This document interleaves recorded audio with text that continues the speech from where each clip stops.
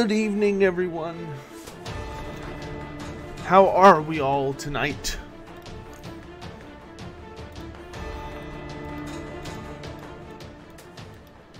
Hope y'all are able to catch the tournament earlier today. As we get set up here. That was a long tournament earlier. My goodness.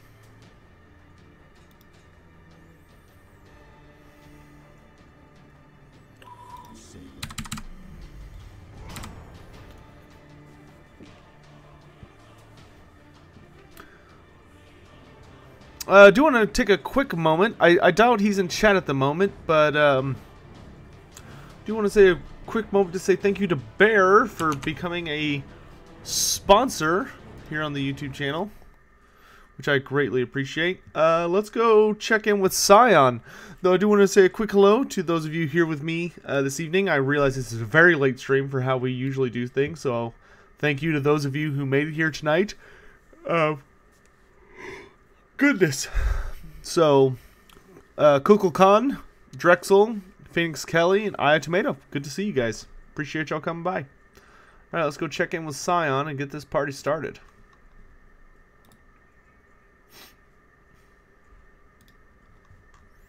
You there? Yep, I'm here. How you doing, good sir?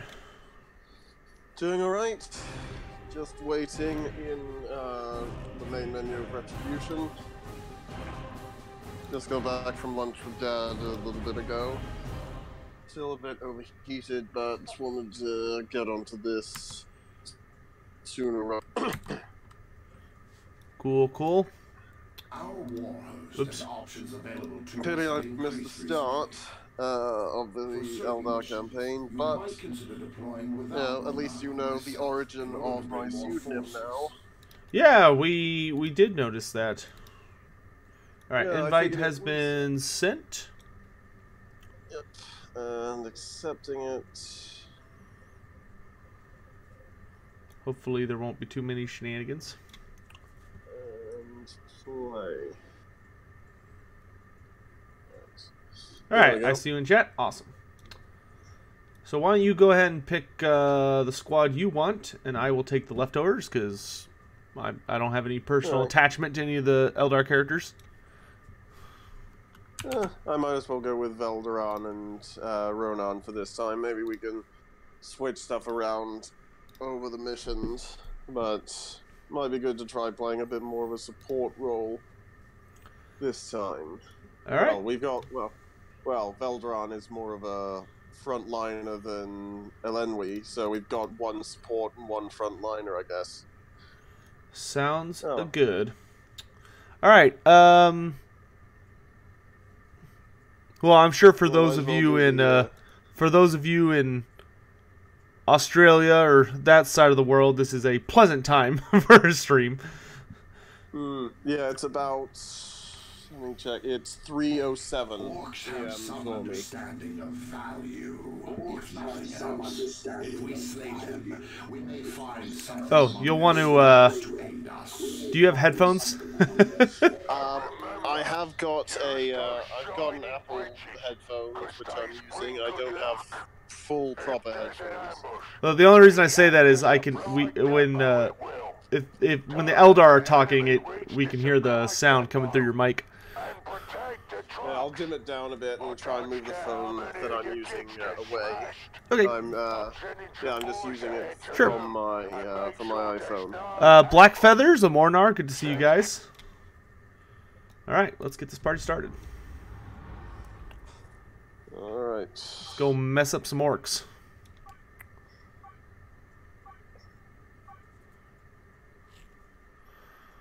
Hope those of you who made it earlier today enjoyed the stream. Does anyone know the name of the man who stabbed Sigmar's wife? Oh, I think it was, oh gosh, it starts with an A. He becomes a demon prince, I'm pretty sure. Drive slower, you break me I do like at least in how at least in Retribution we finally got a different craft world being shown off. Yeah. Yeah, like it was Beeltan in the original Dawn of War. Then we got Ulthway appearing through 5 different stories, and now we finally get a new one with Eliatok. Apparently they're the ones who are like the most fervent against the Necrons as their big thing. Fair point. Whereas Beeltan were the most generally militant, and Ulthway being the seers.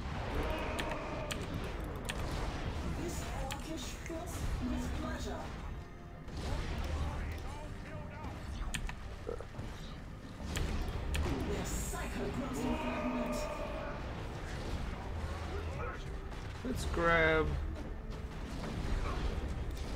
grab some Howling Banshees.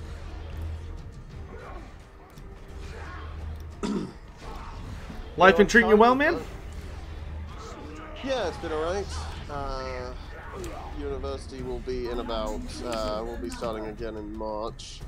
I turned 24 on the 27th of December. Fun. So, yeah. Yeah, it feels odd to have hit mid-20s, technically. It never stops feeling odd. And the years go by, feel like they go by faster each time due to, like, time perception, I guess. The longer you've lived, the shorter certain amounts feel. Yeah, that seems to be true so far. I don't know, like, sometimes everything feels like it takes 1,000 billion years and nothing's happening. And then sometimes you'll blink and time goes by. It's all very odd. Yeah. Which, I say that, but I'm only, you know, I'm only fucking 26. I'm turning 27 here in about 2 weeks, but, so, I barely have that much bigger of a perspective, but, even though sometimes I feel fucking ancient sometimes. Well, I'm a bit annoyed we'll have to wait until at least April to get the Lizardmen Skaven pack for Warhammer 2. That'll be like almost a year. Almost a year between that and Queen and the Crone. Yep, it sucks. But I will say in their defense, the quality of the DLCs has been pretty amazing. Yeah. Like, I just hope things will speed up a bit once Three Kingdoms is finally out. I hope so. I'm not expecting it, but I also hope so. It really sucks having to wait 6 months between, like, each DLC. Yeah. It's pretty nightmarish, actually. I am fairly sure that we'll be getting maybe at least 2 more DLCs after that, because you know, they've been upgrading and reworking a new faction each time. I'm Mind the grenades. I'm suspecting and hoping it's going to be the Orcs for the Lizardmen Skaven pack. But that leaves 2 more that will be in need of immediate rework, those being the Empire, of course, and the Wood Elves, I think, because I think CA have said themselves that they're not happy with how the Amber system works. It's pretty much the only... I was gonna say that's because nobody's happy with how the Amber system works. Yeah, I think I and a fair number of other people would be fine with them leaving, like, the Warriors of Chaos and Beastmen to be reworked in Game 3, since it's going to have a major Chaos focus anyway. We'll have to see. I have heard whispers and rumors that seem to suggest that there's actually a much longer DLC cycle for 2 than we think. But there's nothing substantiating them. Those are just rumors, but we'll have to see. Yeah, we'll have to see how it all plays out. Behold our foe.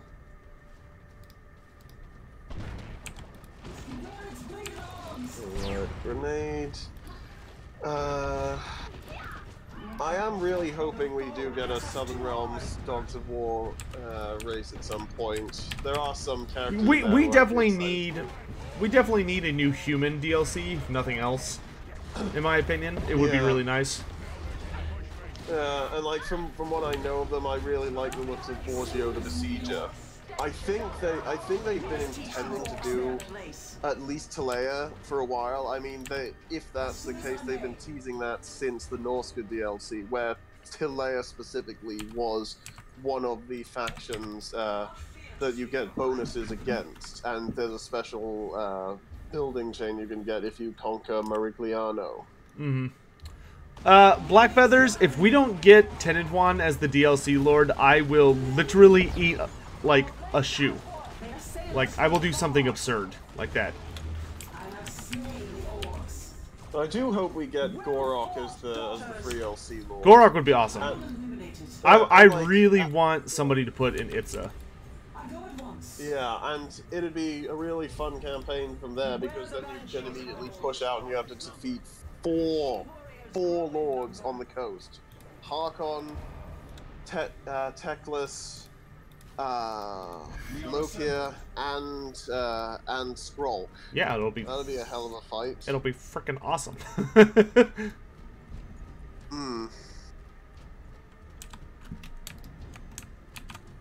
And I think they could probably, just to stop the arguments about Croak, why not just have him as like a super powerful thing. Well, I'll tell you, I feel very confident we're getting somebody in Itza.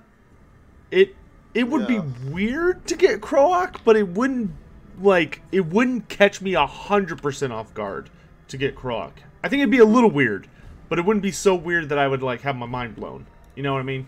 Yeah, I think it should be Gorok, but then make Croak a summonable thing from a right. I think that would probably be the best compromise. Yeah. Where are you going, guys? Where are you going? Bunch of spoil sports. Yeah. Can't snipe the barrels from here. Oh well. I got it. We will intercept them. They loose fire upon us. I do wonder if at some point we'll get more than 4 lords for each of the factions. It would be cool to get Malice Darkblade and Thanquol and others like them. Oh yeah, I totally agree. Yeah, but I think they should work on getting everyone up to 4 first. Just like they should try evening it out for some of the older factions as well. I think it would probably be a mistake for CA to give the vampire count any more lords at this point, since they already have 5. I think the issue is just that it's a very popular faction, and that CA really seems to like them. But that being said, I don't know. We'll see. Like, I will never not want a faction to get more, but I just hope they balance it. You know, like, I don't mind the vampire counts getting more lords after everyone else gets a few more, you know? Yeah, something I wouldn't be surprised with as a potential faction for Warhammer 3 could be like the Legion of Nagash, where we get some of the end time sort of units. And see, I'm definitely in the camp where I think Nagash is probably one of the least likely things we'll see, or one of the last things. I just don't think that's somebody they really want to deal with. I don't know. I guess we'll see how ambitious they get by the time Warhammer 3's out for a bit. I don't know. I'm still holding out a bit of hope that the Ogres might get Gark Ironskin, because to me he does seem to make the most sense for a 4th Lord. I mean, Grease's Goldtooth and Scrag the Slaughterer are... I think I would prefer a hunter character personally, but we'll have to see. Yeah, but if there was, he'd essentially have to be an OC. Like yeah, which I'd be totally cool with. Yeah, but I think like I could see them making adding Gark and like giving him a big focus on cavalry, since he'd probably be the only one capable of being mounted. He's got this your massive... Shuriken has the anti-vehicle upgrade, right? Yeah, I'll give it the Bright Lance and stick it in the... So we're going to need a gajillion Bright Lances. Which one should... I'll stick one in there. I'll stick another one in the other. Yeah, I got the other tower. Alright, I'll try going with some Warp Spiders for versatility. Okay. Storm of Chaos would be fun. Yeah, Storm of Chaos had a bunch of really fun factions. I was actually just looking at that earlier today because I had some people ask me about some Clan Eshin junk.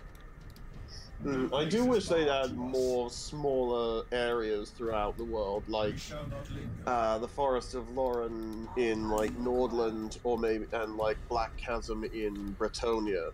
Yeah, those would be really cool. I mean, it seems like they're starting to do that. Like we're getting little bonus provinces in places, which is really nice. So yeah, hopefully they'll just keep doing that. Which was good to see to start with in Mortal Empires with Hellpit and Skaven Blight as the first ones. Well, then we've got Albion, we've got Sartosa. They added in. They brought back. Go ahead. I wonder what they'll plan to do with Albion. I mean, I'm hoping in Game 3, if for nothing more than a callback to that old campaign, they give that starting position to Be'lakor, but for Mortal Empires Mark 1, I could see 10 and 1 going there potentially. Maybe. I would personally, I'd be totally fine with just another Norscan character there. I think another Norscan character would be better off somewhere else in the world. Yeah, we do need one above like Nagaroth. Yeah. I'm gonna go take out those rockets. Sadly, I don't think there's enough different stuff to create a Hung or Kurgan faction. But it would be cool to have some more Stun or more. Not as like a faction, but they could definitely do like a legendary lord who just like specializes in that and maybe has different bonuses to represent it. Yeah.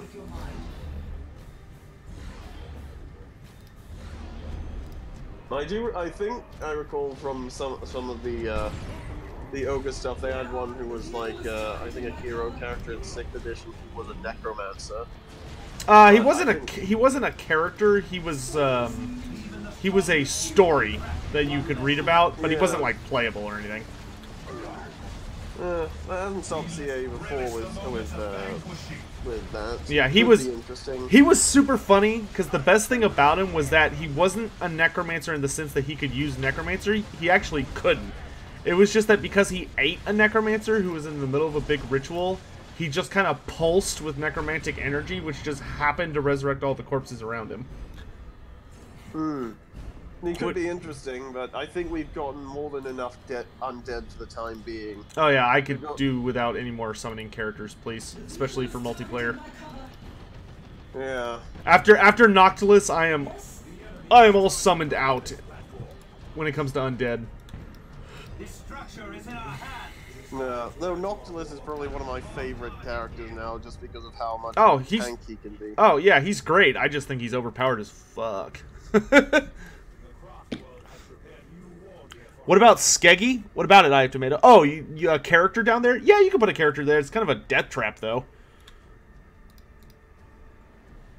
Things will be really interesting in Mortal Empires 2.0 when we end up with the East opening up.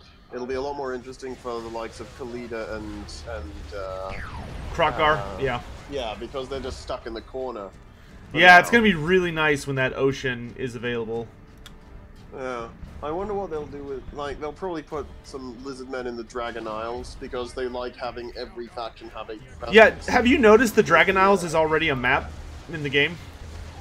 It's one of the quest battles for one of the pirate lords. I don't remember which one it is, but they, like, their quest battle takes place off the actual map, which is super funny. I do like how they've been these little hints towards things that are coming down the line. Yeah.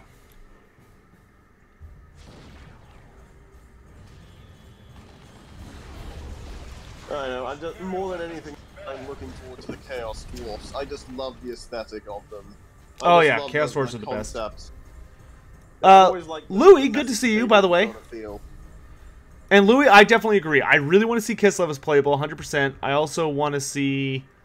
Yeah, I'm also someone... Quest battles are neat, but I don't love them super hardcore, because to my understanding, they take a lot of development work, and I would much rather just have more than like super specific battles, because like you kind of just auto path through them after the first time anyway, you know. I'd prefer more like end of campaign quest battles that are super epic, like the Vampire Coast one or the Tomb King one, you know.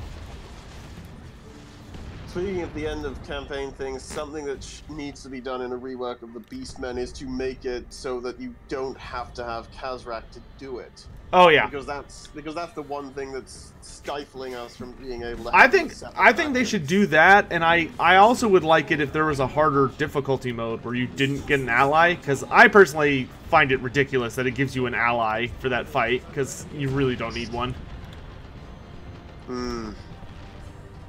No, I really, really hope we get a proper update to the Beastmen, because like, dude, tell me about it. When they first came out, but they've been so hamstrung by being the first. Oh, I'm gonna go get that dock. So apparently I'm going to take the longest way there, but whatever.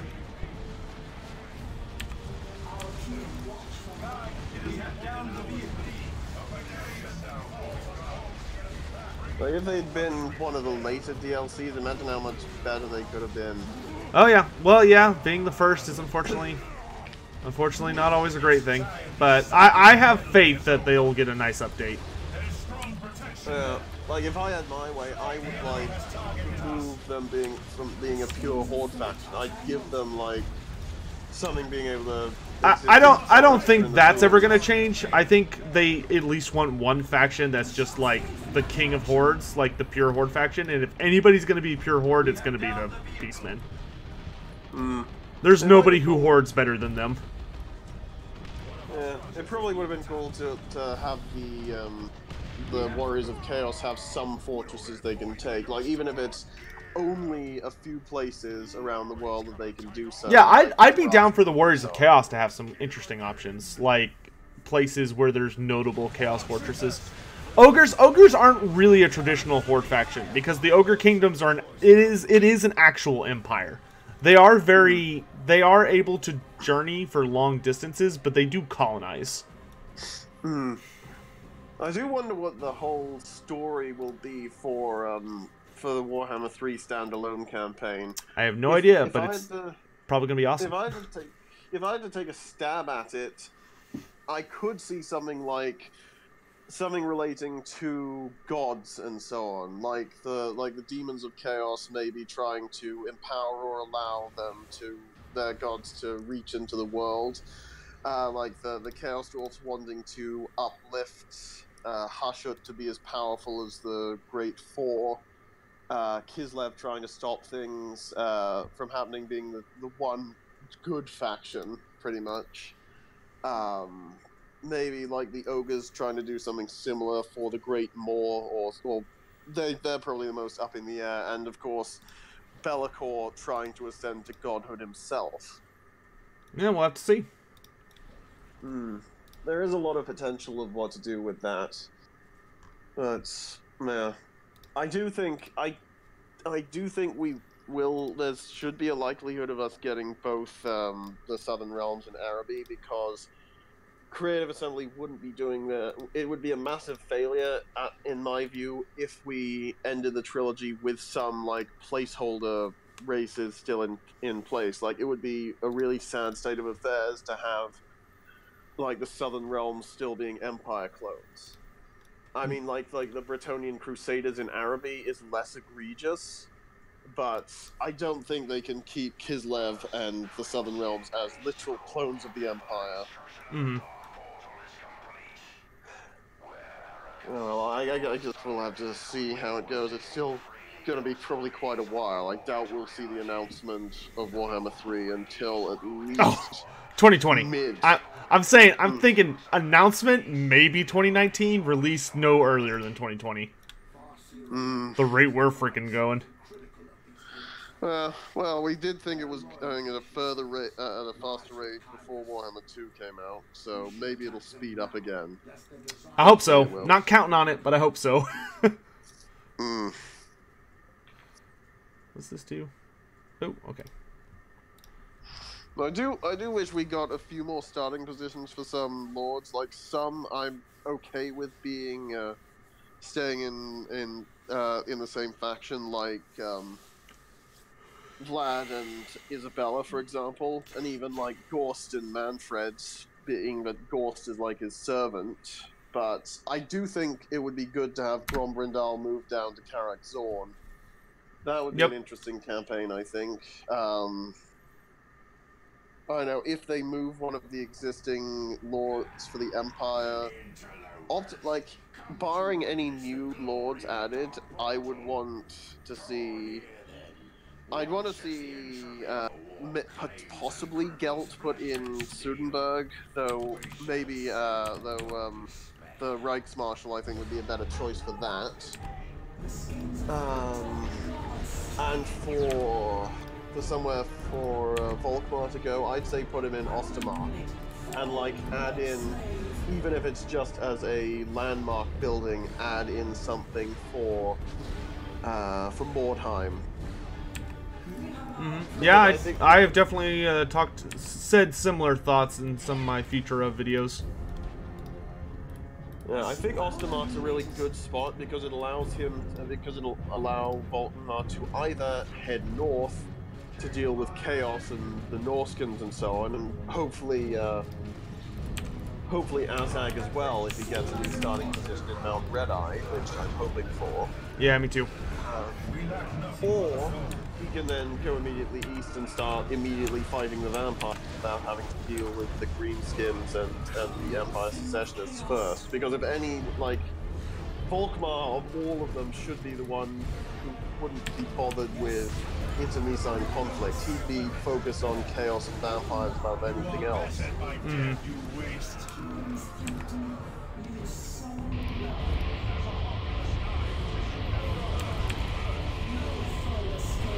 I hate noise marines.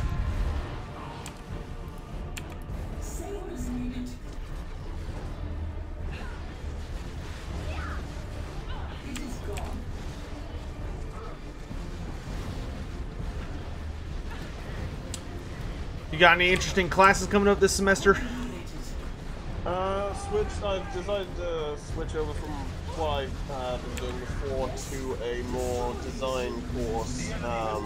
Given that I'm in a university that's mainly tech focused, it's the closest thing I could find that's related to like fine arts or that sort of thing. Mm.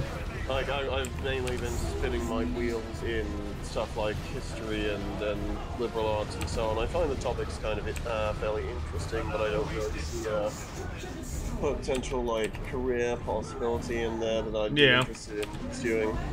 It's always the tricky part. And like the sort of arts related stuff, but I've always liked making stuff, you know, and whether it be like I've always been more oriented towards that sort of thing. Like, if it was still a viable profession in this day and age, I'd probably want to try my hand at like blacksmithing or something. I really like the idea of creating something tangible. Yeah. And art seems like the most accessible thing for me.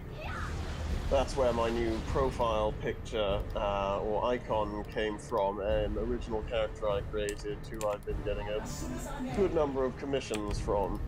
It's been quite enjoyable and engaging in that sort of community. Cool. Oh, Black Feathers, you're finishing up a teaching degree? That's fun. I almost finished one of those.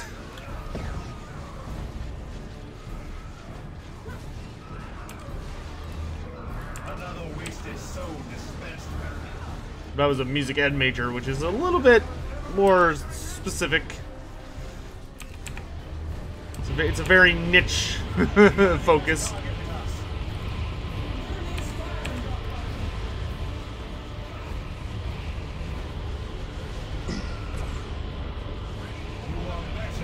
I do think for Game 3, the faction that's probably going to be the most fun to play will be the Ogres. Hopefully. It should just be hilarious and fun. Also, one reason I think that Garth is probably quite likely as like a DLC lord, because I very much see Golfag being the free LC Lord is that, you know, I'd be shocked if Man-Eaters weren't a core unit starting with the Ogres. It'd be You might be surprised then. well, I mean, I guess we'll see. I mean, remember, we started off greenskins with no squigs. I mean, I'm just saying. Fair point.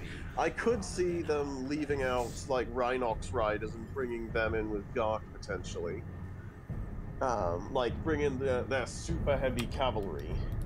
Like, we'll already have the Mournfangs, being that they're the only heavy cav that the Ogres have, other than, like... Yeah, they're pretty much the only general cavalry they have, and it would be kind of absurd to have them start without any of them. Yeah, but I'm really looking forward to how the Ogres will play. There's going to be a lot of fun potential with the hero units. I've always liked how the hero units have always been really fun and creative of stuff to do with them.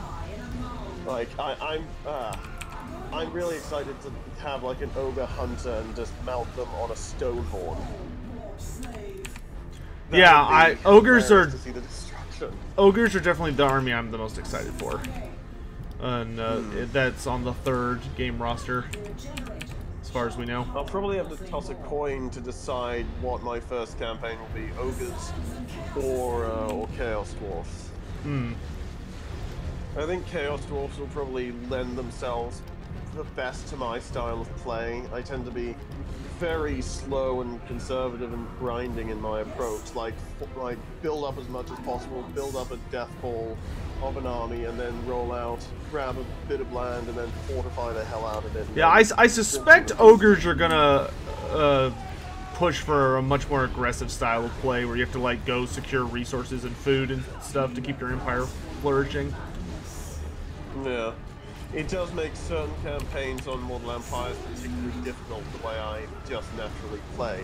Ark and the Black in particular on Mortal Empires I found really difficult because you've got to like really quickly, because you're in a pretty difficult position, you have to take care of the Knights of the Flame to secure your region, which can be a bit tricky. And one big stumbling issue is the damn Beastmen that for some reason you've got a treaty with, and you have to kill them off quickly because you cannot deal with the rebellion army that'll pop up, which will have like War Sphinx and Ushabti and all that sort of thing. Right. Like if you let a rebellion army get you early, you're screwed. There's almost no way you can recover from that. At least from what I've seen. Tomb King Rebellion armies can be very, very powerful. Yeah, and of course you've got the dwarfs next to you that you've got to deal with. So like you need to blitz through really quickly early on, secure your area, kill off the and like the big problem with dealing with the Beastmen and trying to eliminate their chaos corruption is because of that damn treaty, it immediately screws over your diplomatic screen and you're seen as very untrustworthy, which will have people not willing to deal with you and some just declaring war on you. Yep. It's a hard life, man. Still, particularly with some of the like, one of the mods I really like is one which adds like a unique item for every slot for each lord. Like Ark and the Black, when he's got some of those items, like he'd be probably one of the toughest, most insane lords to deal with. Like one of the items gives him I think it sort of makes sense within as a bit of homebrew lore that he's got this device that has some necromantic rights that protect him, which causes like a permanent damage, like an area of effect damage to stuff around him. But yeah, it's kind of balanced out by how horrendously outgunned you are to start with. Still, hopefully it would certainly be interesting to do a Ark and Azag campaign in co-op when he gets moved. I'm wondering what sort of reworks they'll do for the greenskins.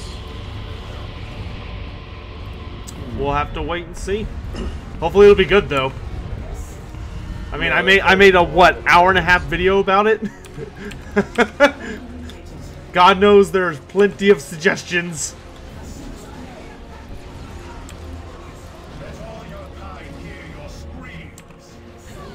I do think they'll probably implement a similar sort of like... My thing is, as long as they make the wall mechanic actually worthwhile, I would be happy.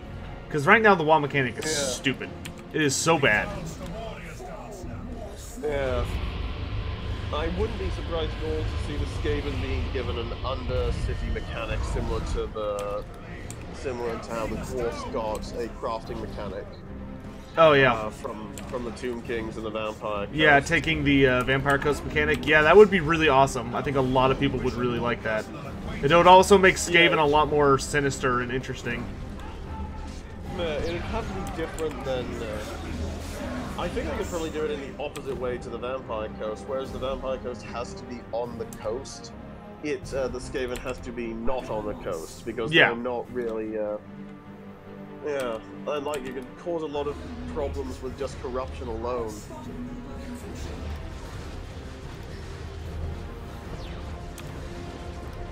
Now I'm wondering what units we'll get and what will be left out. Since this one's hopefully going to be more unit-focused than Queen of the Crone was. Hopefully. God knows a lot of people commented to Rich that they would much rather have more units than, you know, those super ridiculously fancy campaign mechanics. Like, a little bit of fanciness is cool, but not the whole thing, you know? Yeah, especially since the... It's like you can only play through Hellebron's campaign, or Hellebron and Lariel's campaign so many times where you're like, alright. Yeah, it becomes a bit more of a handicap after a while, particularly with Hellebron, because you need to keep using the... Because unless you do the two things where you beat Alariel and you beat Marathi, you're gonna keep needing to get more and more slaves and screwing over your economy intermittently to repair things. There's a shrine here. Gotta get that sweet EXP.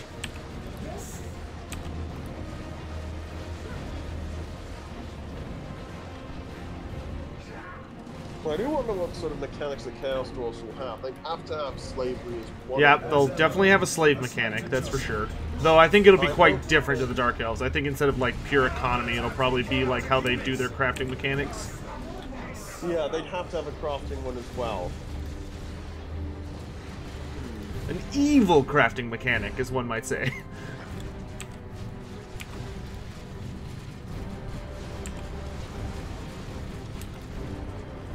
Well, I'm wondering what sort of heroes they'll go with. They'll obviously have like a hero level Chaos Dwarf sorcerer. Like the sorcerer, Sorcerer Prophet will be the... oh, that was a mistake. Yeah, the Sorcerer Prophet will doubtless be the Lord level one, so they'll probably have like a Demon Smith as the hero level character. Yes, there's that, and then there's a I forget what they're called, but there's also a melee hero. I hope they'll go with the Bull Centaur Tarok. Yeah, Bull Centaur Tarok. There's also a I would not be surprised to see a second Lord introduced as well. Like maybe like a Bull Centaur Lord potentially. Maybe. I can't see a Bull Centaur being a Lord, but I could see maybe a different kind of caliber of Chaos Dawi. Let's summon a Big Daddy. This will be fun.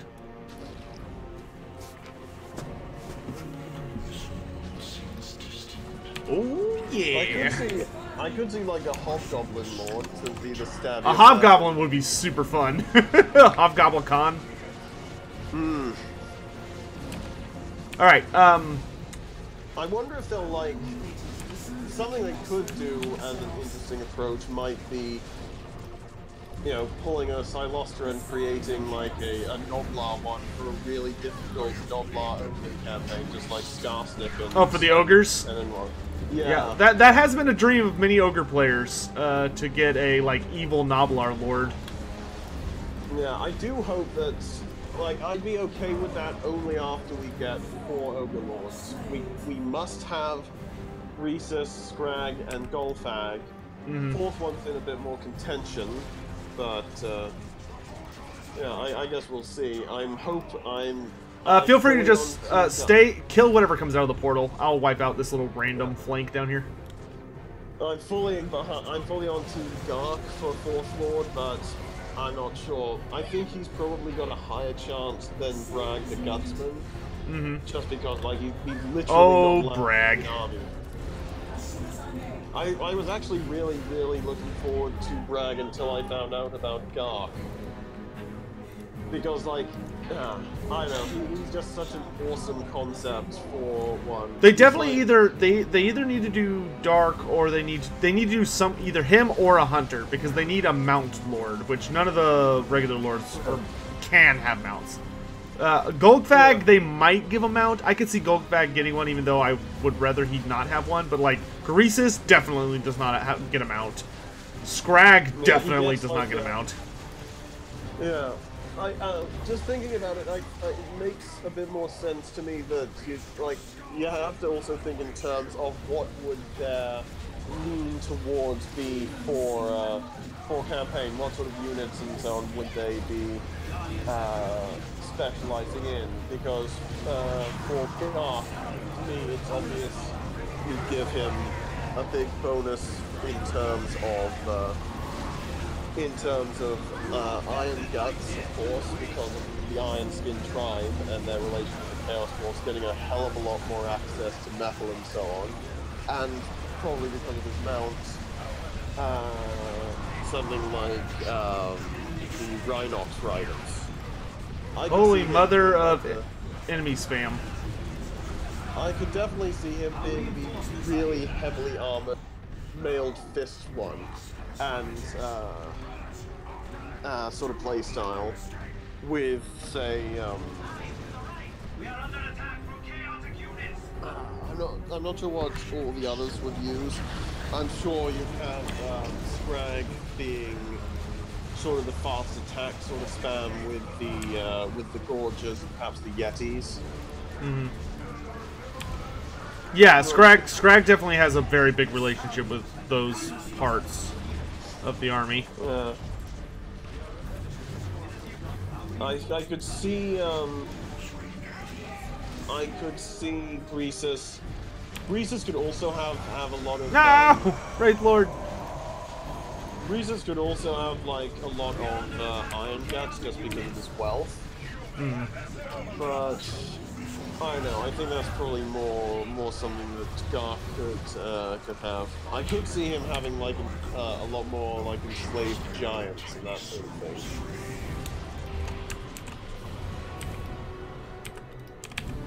I have got like a big stack of ogres that I need to try building when I pretty much a full army's worth that I need to try building when I've got the space to put them. One of the things I got was the Forge World Bone Grinder Giant, and one idea I have is to use some leftover pieces from some Stonehorns and from Stonehorns and Thunder Tusks to make like an armored Bone Grinder. I could see that being a potential super unit for the ogres.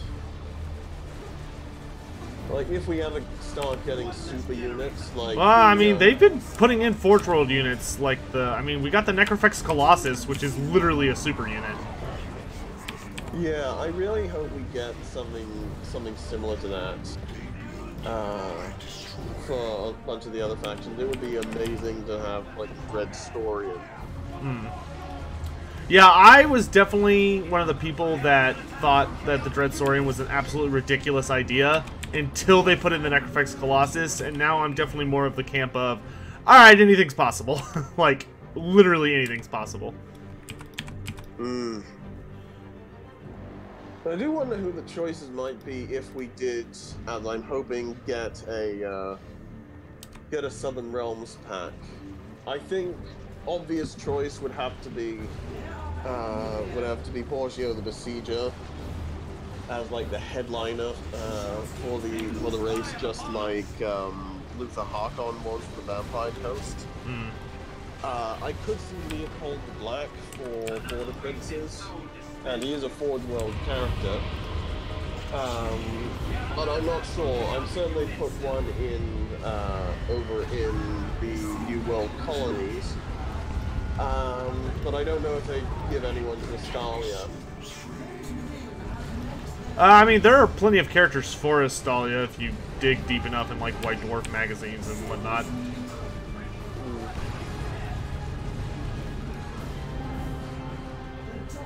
Yeah, that's kind of one of those things where it's like, how, you know, if you want to dig through White Dwarfs or campaigns or whatever, you know, Astalia has had its fair share of famous characters. And here come the Juggernauts. Yeah, that'll be something to look forward to in Warhammer 3.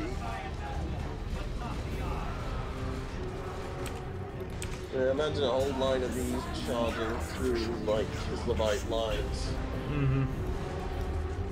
And if Kislev is made a major faction, I think they could probably add, like, I wouldn't be surprised if they added Ulrika, potentially. Give her, like, sort of a vampire thing. I would be pretty surprised if they did that. I think if they were going to put her in, they would probably just put her with the regular vampires. I don't think they would make her a human vampire hybrid. I mean, she's always, like, hasn't she always been, like, more loyal to Kislev rather than the vampires? Her relationship is very complicated. I do think they'd have to, just because of the timeline of when the game starts, that they should give us, if and hopefully when we get Kislev, they should give us both Katerin and Boris. Yeah, we should be able to get Katerin and Boris together. Yeah. Yeah. Like, they just need to make a slight change, age Katerin up a bit so she's not a child when Boris dies, and, like, it's a simple change. Oh, no, yeah, chat, this is a mech. This is not my faction leader. My faction leader is this chick down here. Yeah, I'd say just have a simple retcon where Boris abdicates the throne to go crusade in Ursus' name against the forces of chaos, either up in Norska, or like they could very easily bring in that lore about Kislev having some holdings in the Darklands, like some colonies just on the other side of the World's Edge Mountains. Have him start over there, protecting it from Norskans and warriors of chaos and chaos dwarves and so on. Boris is certainly rather notorious for his wanderlust. Yeah, which would be a perfect solution, I think. It'd be awesome to see him riding his bear. Yep, everybody wants the bear calf. At this point, I think it's fairly likely, even if it's not... Oh, there's totally going to be bear calf. There's no way there's not going to be bear calf. It's too epic of a unit for them not to go in on. I wonder what laws of they'll have. I think like they'll have the hags who use the lore of beasts, and maybe lore of shadow, and definitely the ice witches who have the lore of ice, of course. I definitely see lore of beasts. They might go with a priest character instead of going super hard on the lores. They'll have to have the like secret police Chekists, I believe they're called. They'll be the stabby assassins. I know, I'm just really excited to see them when they're fully fleshed out. I mean, Norska turned out really well. I can only imagine how good Kislev will look if they're given the full treatment of a starting faction. I'm pretty certain that if we don't, that we're going to get them as either the Norska equivalent or a starting faction. I think that there's probably more of an argument for them being a starting faction because they'd literally be the only good one. You've got the evil as fuck demons and perhaps in some ways even more evil chaos dwarfs, and then you've got the neutral ogres. You kind of need one side you can root for. Right. I mean, you need an empire, you need a high elves, you need someone who is relatively good by comparison to the others. The chance that Kyrus would trust any rabble with his whereabouts is slim. The chance that such fanatics would divulge that info. I know. I guess we'll see. These Eldar are talking for a super long time. Would be unable to secure a victory. I would not expect an outcast. Apparently Ronan does appear in Dawn of War 3, Oh yeah. which is kind of interesting. Simple suicide. I'll let you deal with your character's level ups. Understand. Alright. Victory is all you need. Ooh, we got Wraith Guard now. Awesome.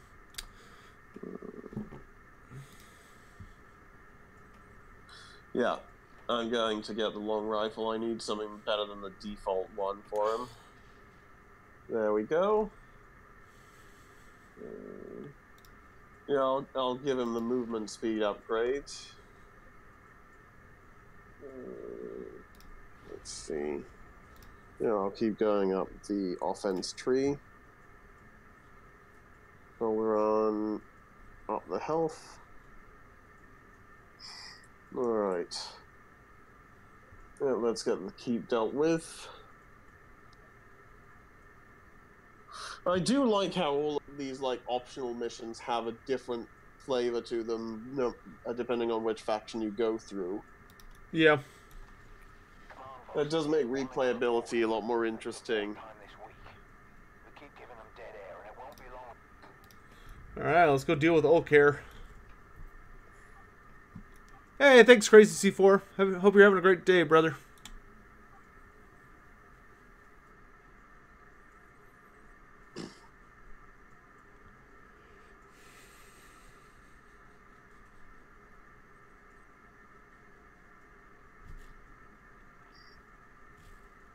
I think for the Demons of Chaos, it'll be really interesting having like an end game tier monster unit as a legendary lord, in a similar way to, well, perhaps not, given that we've got Kolek and I was gonna say we've got a couple. yeah. But one thing I'm wondering is how we'll choose which. Like the only one that's in doubt about who it's going to be would be the one for Khorne. Because Skarbrand is more well known, but he's literally the exiled one. And Yeah, he's but I completely mean, insane. he still serves Khorne by not wanting to. Like he's still like one of Khorne's best servants, despite the fact it's not what he wants to be. I could see them. I don't know, depending on how they're going to take the end times relation stuff, I could potentially see them doing Kabanda. There's no way in hell they're going to do Kabanda. I don't think they're going to touch the end times with a 10-foot pole as long as they can. Just because that's going to instantly cause controversy. I mean, there are some cool stuff they could take from the end times without going fully into it. Oh, yeah, I agree, but like, taking Kabanda over Skarbrand would be kind of ridiculous in my opinion. Like, I would either want Skarbrand or Skulltaker for the Khorne Lord. I think if we get, like, I could see Skulltaker at some point, but I think they'd probably go with, like, greatest demonic champion and greatest mortal champion. Well, mortal for however much. Like, I could see Skarbrand and Valkyria. I could easily see in Game 3 them just removing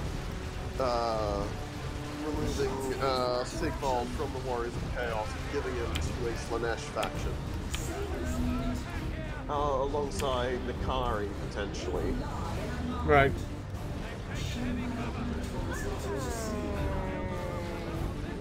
So I will be interested to see Village the Curseling. Like, he's gotten the least screen time of all of the specific god champions from what I've seen. Right. I mean, Sigvald and Valkyria have their own stories. Yeah, I don't know. Village is an important character in Archaon's saga. he actually plays a pretty important role near the end of it, because he's the one that Archaon finds out where the crown of domination is, and he also gets very close to killing Archaon, but he's just a very tricksy individual.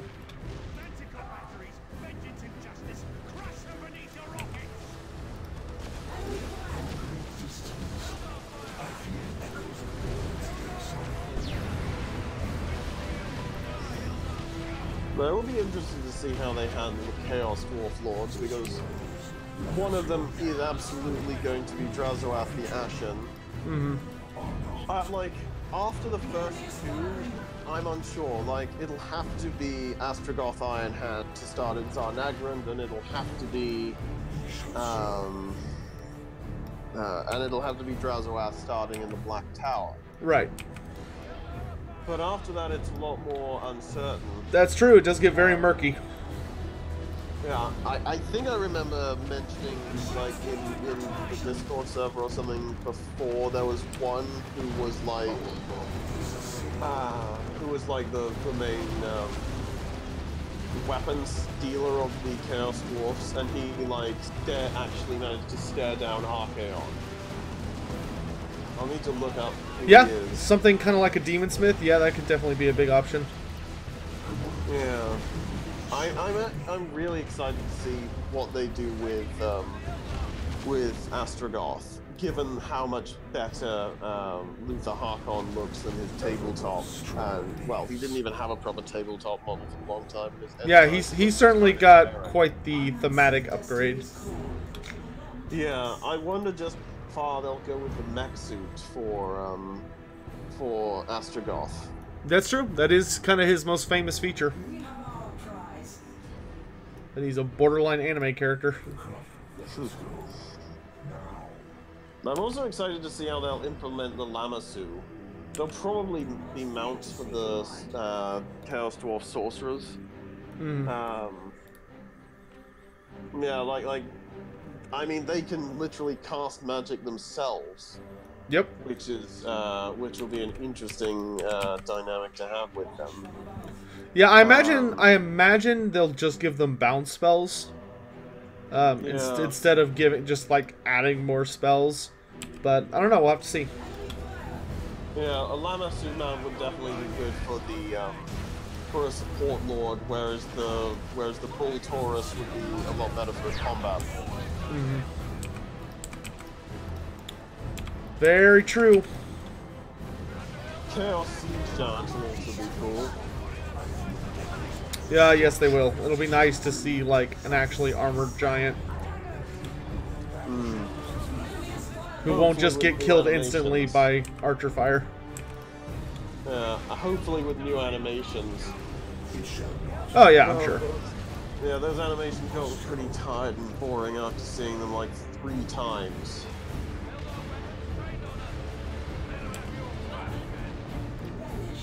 Yeah, they're pretty much identical to 3 factions.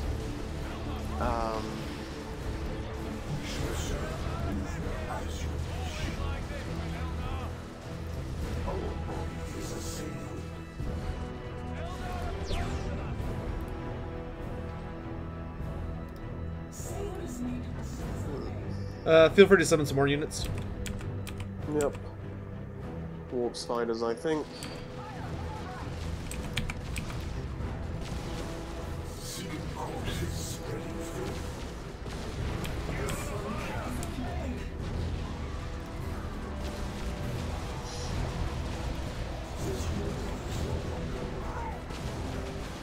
Nothing like poppin' Nurgles. Have I read the Von Karstein trilogy? Not yet, but it's literally sitting next to me. It's on my to-do list.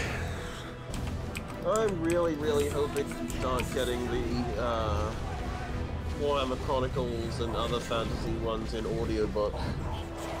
I mean, we did recently get the 2 last books, end time books for Gotrek and Felix, Kinslayer and Slayer, which I'm yet to listen to, but I'm hoping that's a sign that with the Horus Heresy series, pretty much coming to an end and switching over to the sub-series about the Siege of Terra, but they might start putting those into audio at last.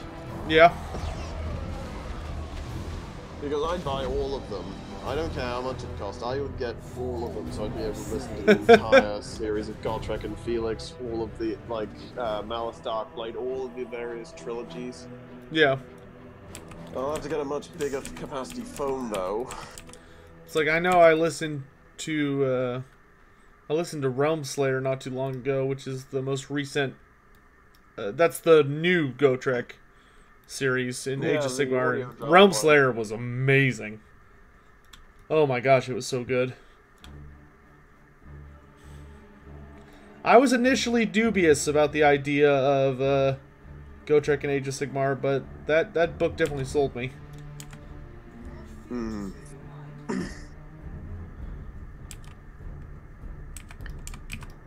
I wonder if they'll do something similar and try and... Well, it was sort of a special case with Gotrek, but I wonder if they'll try and find ways to bring back other old characters. Like the ones we never actually learned what happened to. I mean, you bump into a few of them. As far as from, like, Gotrek and Felix. Like a few, like, in general characters, like some obviously, well, some could have the potential to survive, if they manage to get away, or survive the end times in some way. Well, you have to remember, a lot of human characters from the old world, like the famous, powerful ones, were turned into Stormcasts. Hmm. But I mean, like, ones from races who are, like, effectively immortal unless killed. Hmm. Like, if Skarsnik wasn't killed, then he could potentially return. Well, we know, yeah, like, Skarsnik is a good example. Like, we finally found out what happened to him. In the most recent Gloomspite book. Which is, he got turned into, like, he got scooped up into the Great Green. And he's got turned into a moon, so he could fuck shit up. He's basically one half of the Bad, or he's a small part of the Bad Moon, which I'm sure pleases him greatly. Yeah, I wonder if they do similar with like Lizardmen characters like Gorok. Maybe a lot of Lizardmen players are hoping for an update book soon. Yeah. I'm really hoping we get Gorok, because I just love the idea of... Dude, me too. Like, Gorok's... the ultimate brick wall. You want to know a little secret? You want to know a little secret for you in chat? Gorok actually is in the next Who Would Win that me and Turin did, and it's a good one. It's a good one. I do like suggestion for Wulfric versus Queek got in. We got Wulfric versus somebody. It wasn't Queek, but we got somebody. Ah, well. It would have been interesting with those two being like the two duelist head takers. Yeah. Well, I'm sure that's a matchup we'll come back around to. We just we're not quite at the point where we want to have repeat fighters if we can avoid it. Wulfric does fight a good opponent, though. He does fight a duelist as well. But hopefully that'll be coming out tomorrow, I'm hoping.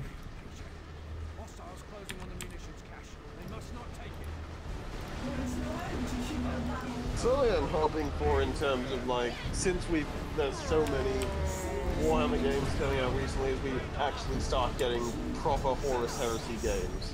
Like, there've been a few small sort of mobile-esque ones, but I'd like to see, like, a proper one. I know there's a bit more limited appeal since you don't really have all the various races. It's just pretty much Imperials. Yeah, it's just Imperials, yeah. But there's a lot of variety you can do with the legions if you try. Like, the White Scars are very, very different than the Thousand Suns, and like the Iron Hands are very, very different from World Legion, so you can make it work. Yeah, it could just be it's just difficult, you know, someone's got to have a good idea that conveys the game and makes it interesting, which It's like difficult, especially with something that's so finely detailed. You know. Yeah.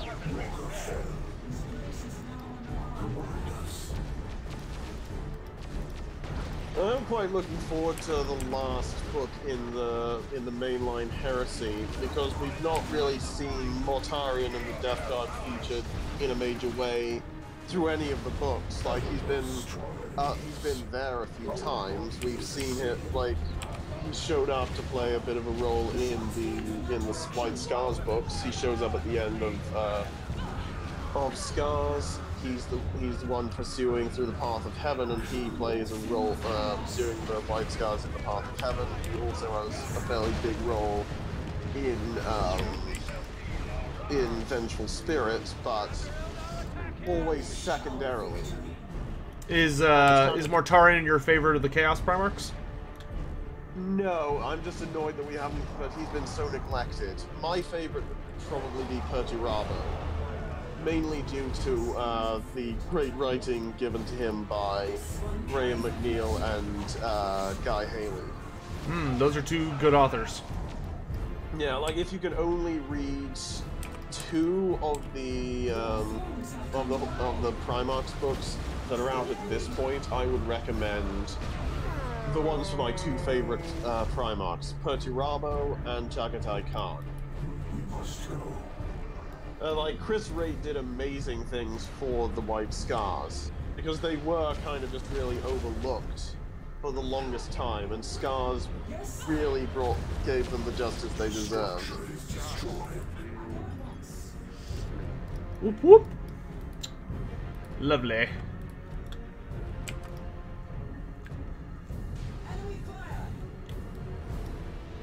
Something I'm looking forward to in the Siege of Terra series is seeing if we do in fact get some really cool showdowns during the siege. Like, something that's been teased is a rematch between Mortarion and Jagatai from the duel they had on Prospero.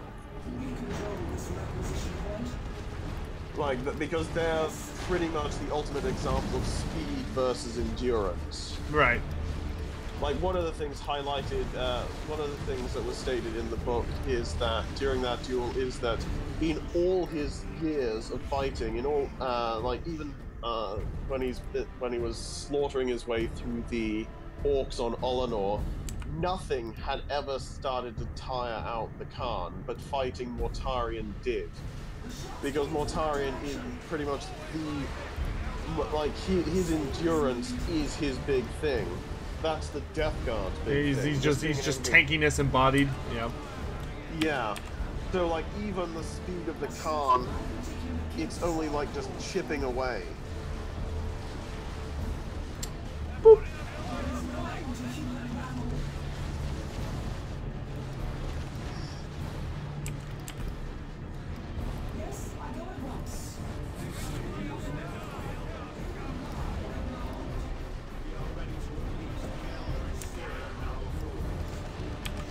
Which of the Loyalist and Chaos Primarchs would be your favorites, from what you know of them? From what I know, 40k, I think I'm a bigger fan of Vulcan than anyone else, because he just kind of seems like the least asshole-ish of the Primarchs. Yeah. Yeah, Vulcan's my second favorite Loyalist. Magnus the Red is my second favorite traitor.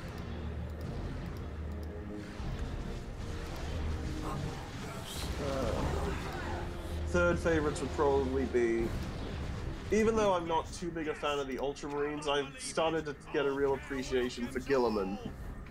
Yeah. We lack nothing but a foe. Like, he definitely does seem like one of the most reasonable sorts out of them. And for the traitors, probably Alfarius. And fourth for each would be Mortarion and either Sanguinius or Ferrus Manus, I think. Fair. Least favorites would probably be Korax and Lorgar.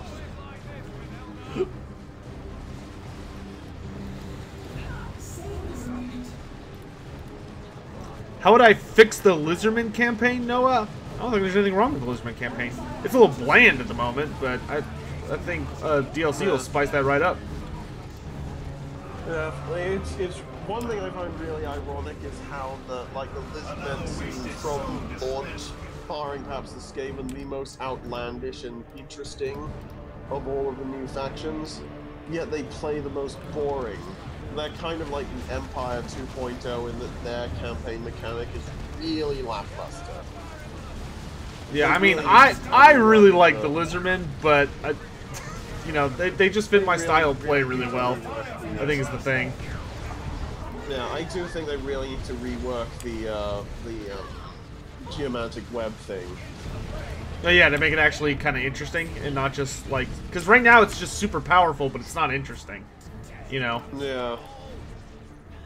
Very boring but practical. Yeah, it's like something you have to invest in, but I would much rather if it was like you could like imagine if it was actually like the lore, where if you strengthened the web enough, you would build up enough magic to actually use it, and then you could cast like a super spell to like cripple, like cause an earthquake and cripple a city or stuff like that. Like that'd be way more interesting to be able to use geomancy on the campaign map. Or it gives you like some really, or it does something like even as simple as like doubling your Winds of Magic pool. Yeah. Within that region, or giving you like. Or imagine if like if you're playing Mazdamundi, he had like a unique one, or maybe each city had a unique one. But imagine if they had something where they were like, "Ooh, do we want the Fire Prism or the Wraithbone?"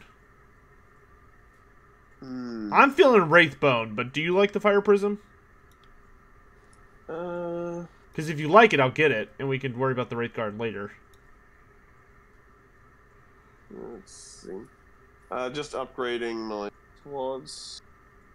Oh, new level 7. But got a new item for Ronan. Fire Prism, yes or no?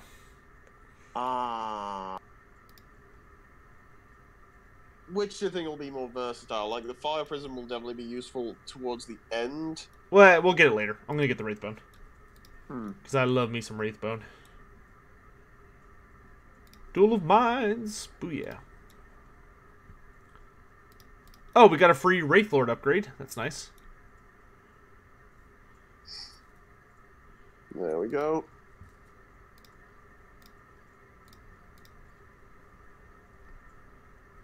Oh, dang.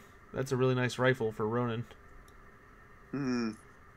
That's actually like the rifle of the ranger from the base game. Nemirian, I think, was the ultimate a ranger from the base game campaign. Feel free to use the script of the Black Library on one of your characters.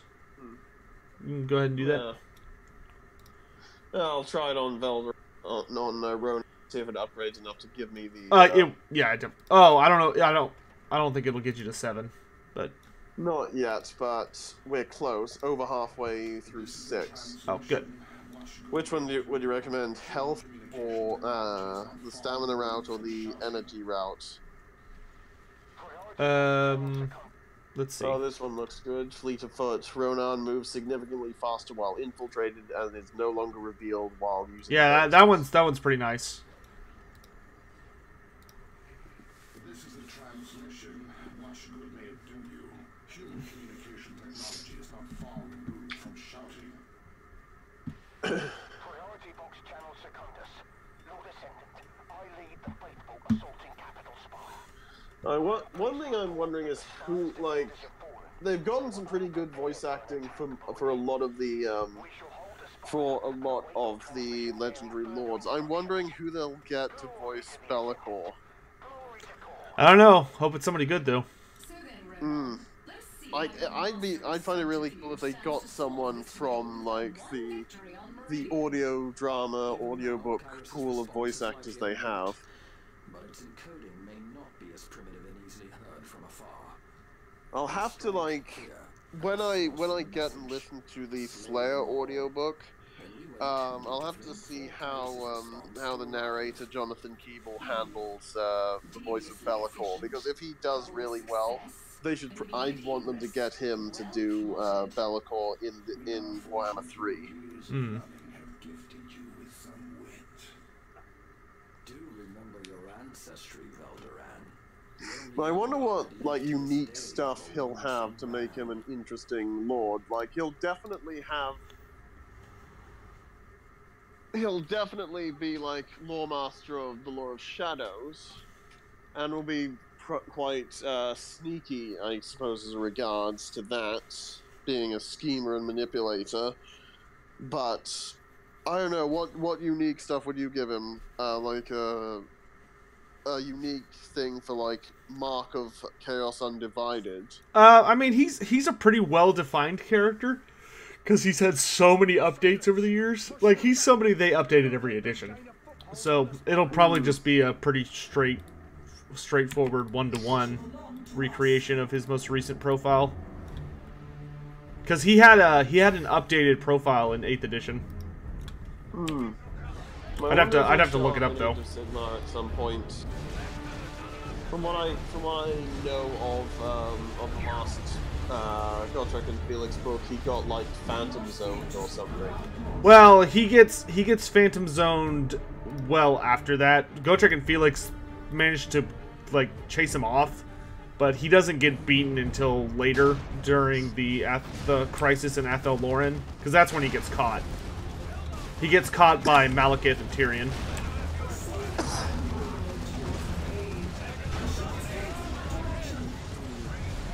What unique, like, campaign mechanics do you think he should have? One thing I would like is if they alluded to his various plots over the years and his ability to start up cults. Would be really nice to see him have the ability to, like, subtly influence and mess with other cultures or nations. Whether that's through diplomacy or just, like, vastly increasing chaos corruption in an area that you don't own. Which, granted, for that to be super interesting, they would need to make chaos corruption actually good. Which, right now, it's not very exciting. No. Maybe some sort of interesting combination with, maybe some sort of spin on the High Elf, influence system. Yeah. Something like that. I wonder what the Game 3 equivalent of rights will be. I have no earthly idea, but I look forward to all the comments on the videos where it's going to be like, you should give this to all the factions in the previous games. Because that's definitely going to happen. I don't think there is sort of an argument to potentially give rights to the old world factions, because it is an interesting mechanic, but I do sort of get wanting to make the Game 1 factions distinct from the Game 2 factions, and probably the Game 3 ones also distinct.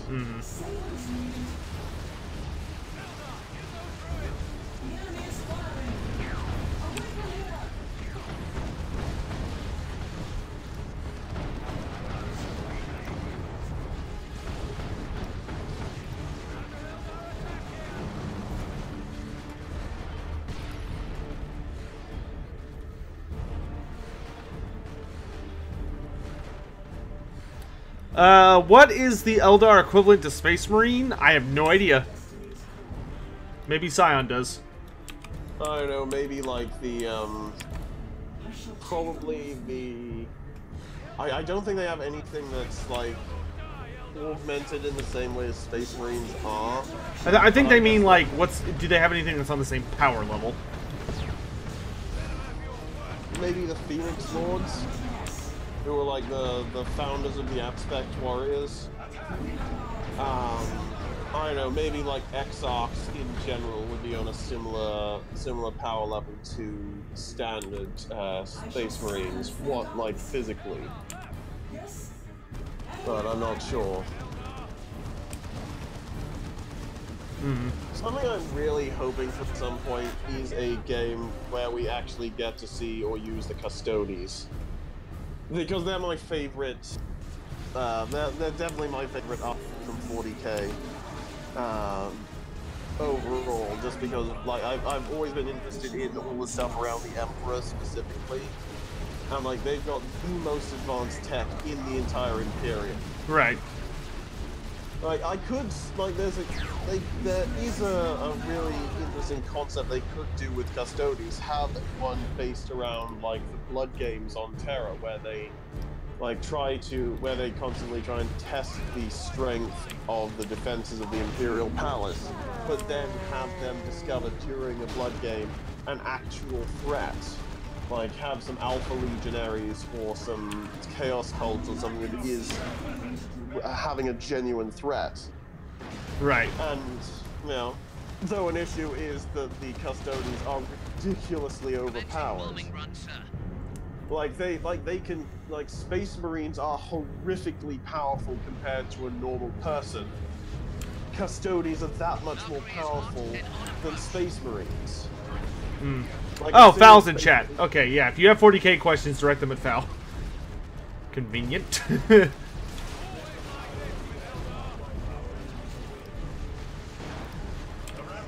Yeah, because I know diddly squat about 40k.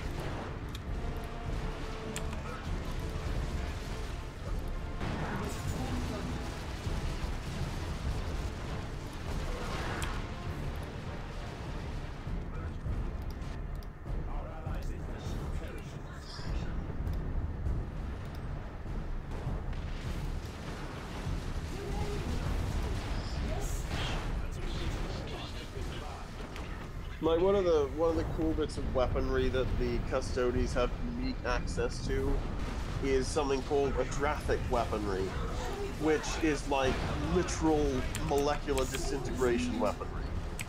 That sounds balanced. Yeah, it's more than a little over the top. Like even Volkite weaponry is basically just heat beam power. Like that would be like a death ray essentially.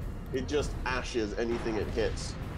Whereas like Adrathic weaponry is literally the closest thing the Imperium has to like Necron Gauss tech. Mm. Which is like molecular flaying. And it's so powerful, it's so rare that literally no one but the Custodes are allowed them. Not even the Mechanicum is allowed access to it.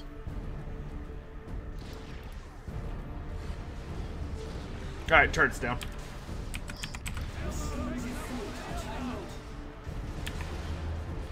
And I brought the cavalry.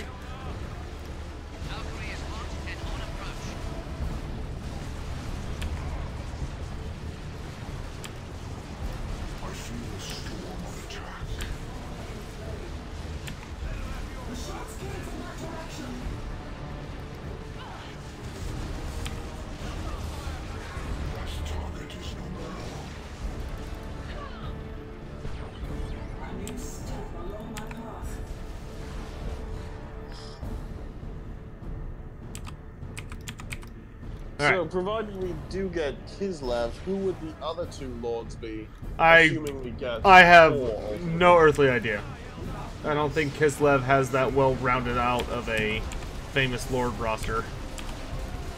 I think that's one of the reasons, like, depending on how they choose to go with it, that like the idea for Ulrika that came from a video that Spartacus did not too long ago about Kislev potentially being in.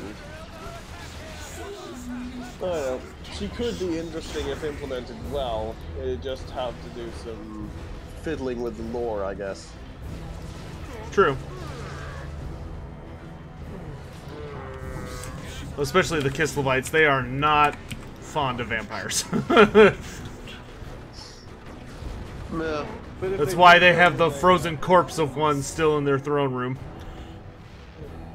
But if they do go with, like, maybe not end times, but try taking like a Storm of Chaos approach, it wouldn't be perhaps too out of the realm of possibility for them to grudgingly accept the aid of a vampire against, like, this massive horde of chaos. That's true. When you're facing down an enemy, You know,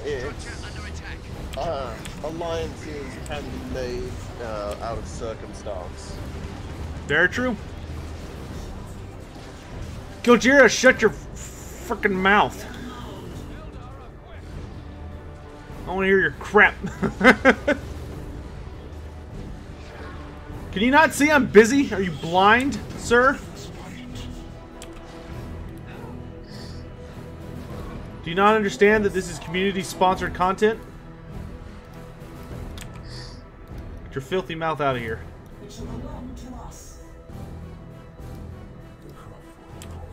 I'm looking. I'm as much as the Dawn of War streams have been good. I'm really excited for Age of Mythology. Good. Oh, Me too. really, I'm looking forward to something I've never done before. Yeah, it's a really nostalgic game from my childhood, and I played that a lot. You want to pick up really some? good. You want to pick up some units? Yeah. Need more acquisition to warp spiders. Alright. Grav platform. That's all I can afford.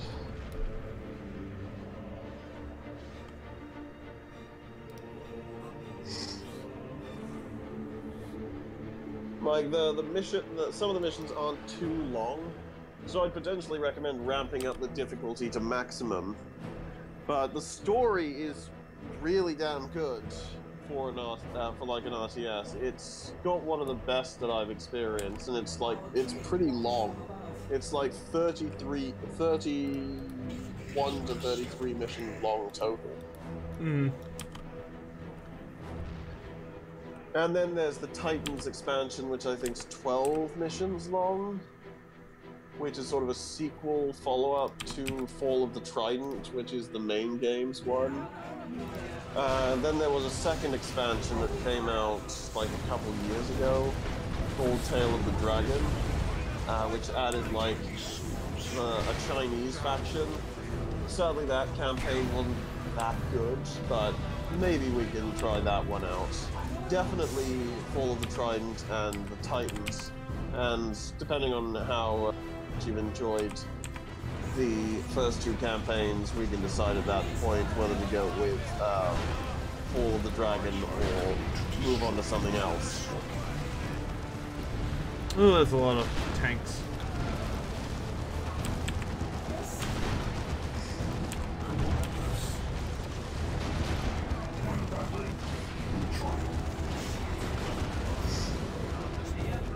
Run down.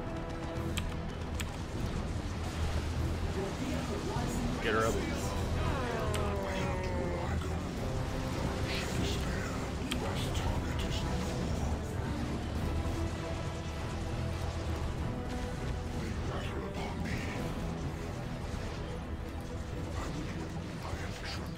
Easy peasy.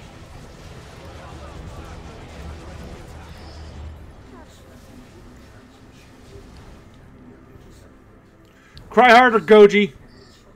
Cry harder. Priority box channel secondus. This is the Ascendant, Azalea Kairos. Marvelously done, Sergeant. Your slaughter of your own brothers in arms shall bring much favor from Khorne. One big gripe I have with how Relic handled the Dawn of War series is how they just kept banging on Khorne so much. Even when it doesn't make sense to have like a librarian devoting himself to Khorne. Khorne is certainly very popular for fantasy or video games.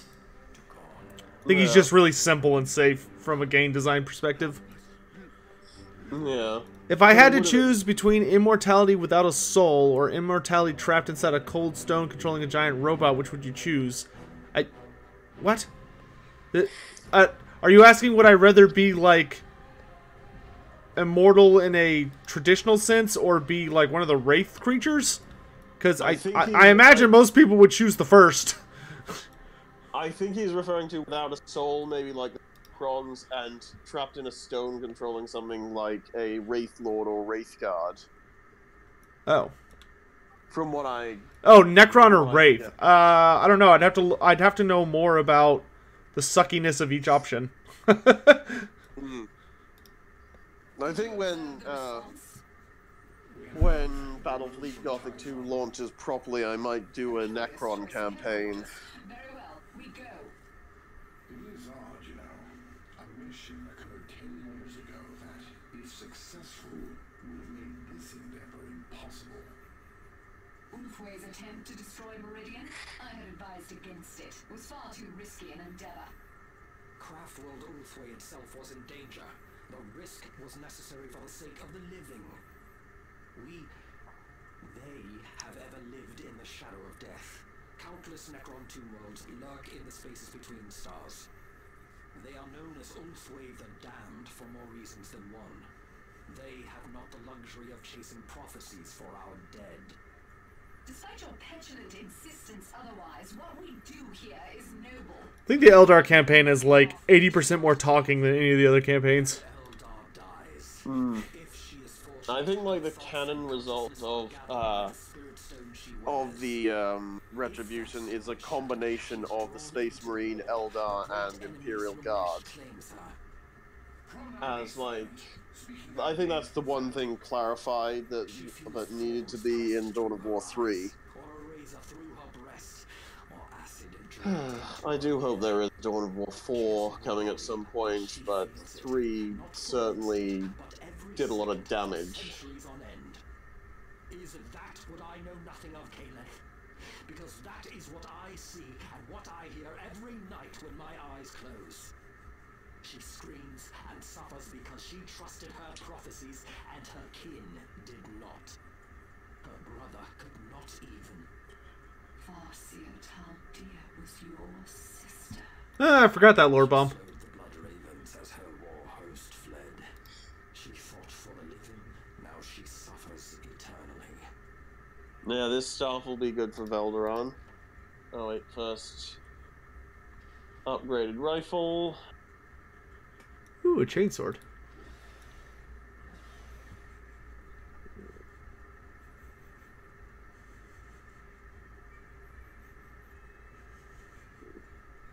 Yep, continuing up the energy tree.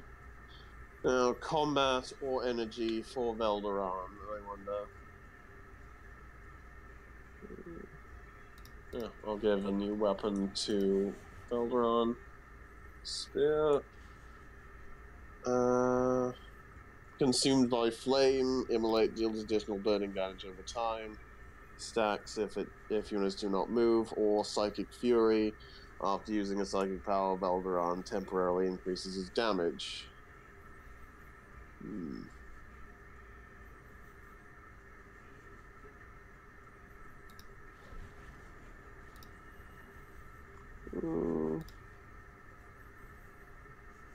Let's go with the combat.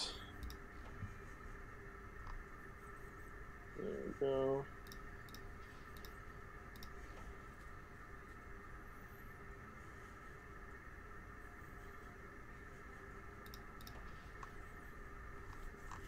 Combat again. Alright.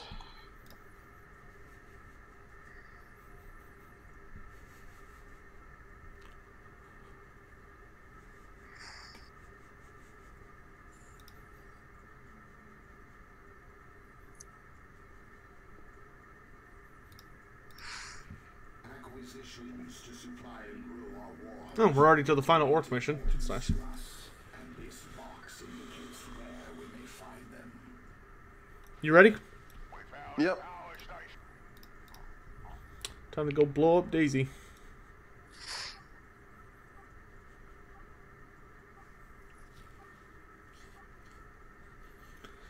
And then no more orcs until it's feeding time.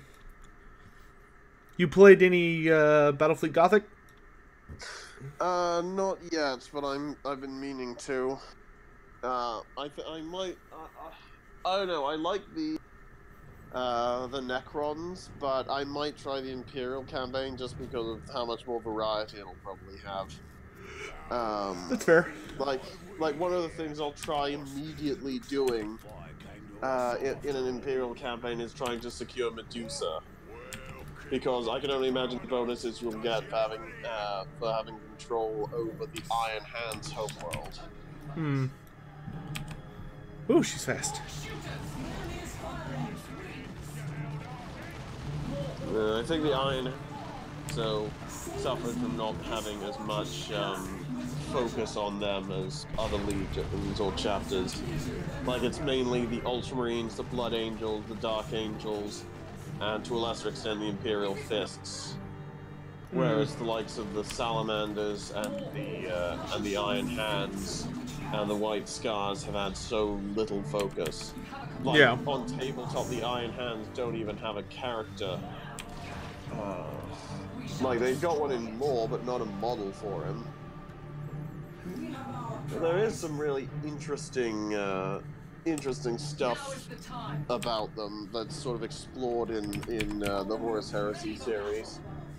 There was a lot of really weird, dangerous tech from the Dark Age of technology buried on Medusa, and Ferrus Manus had a lot of it sealed away.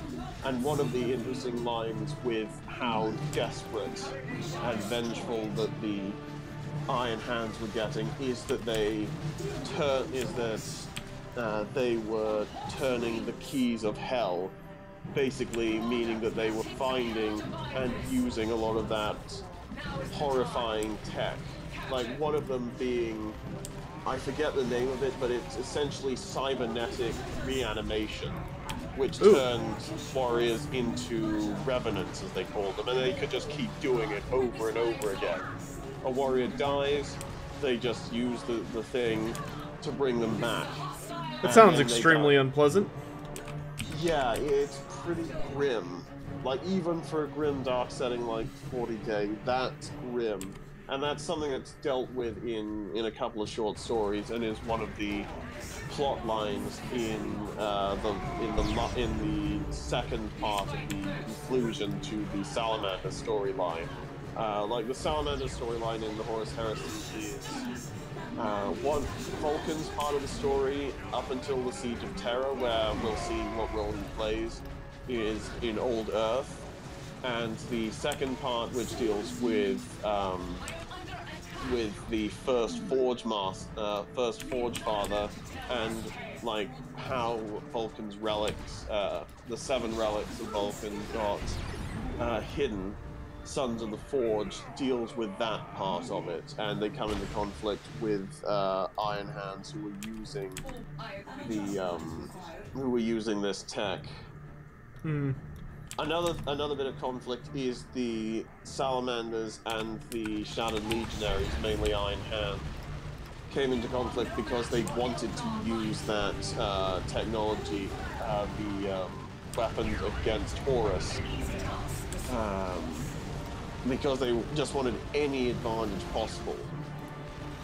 And so it ended up with them fighting each other. Like, it's pleasant. Like the Iron Hand, for as one note as they can be with their whole the flesh is weak and so on, are really kind of tragic as to what happened to them, because Ferrus Manus did want them to, like, he had this really interesting quote attributed to him about his metal arms. He felt that they were strong. They did give him some amazing abilities, like the ability to forge stuff with his bare hands, essentially, but they were not his. They were something that was, through circumstances, done to him. And once war was over, once the Great Crusade was over, he was intending to find a way to remove it. He was also worried about the obsession with cybernetics that his warriors were starting to develop, because he viewed it not as a strength but as a weakness, because they were relying on it as a crutch, essentially. Oh yeah. And yeah, he ultimately wanted to re-educate his legion out of their obsession with cybernetics, but because he died so early on, never got the chance. Which makes the Iron Hands one of the more tragic legions, I think. Like if I had to say who some of the most tragic ones are, definitely the Thousand Sons would have to be up there, but the Iron Hands would also be among them. Just from how screwed over they ultimately became.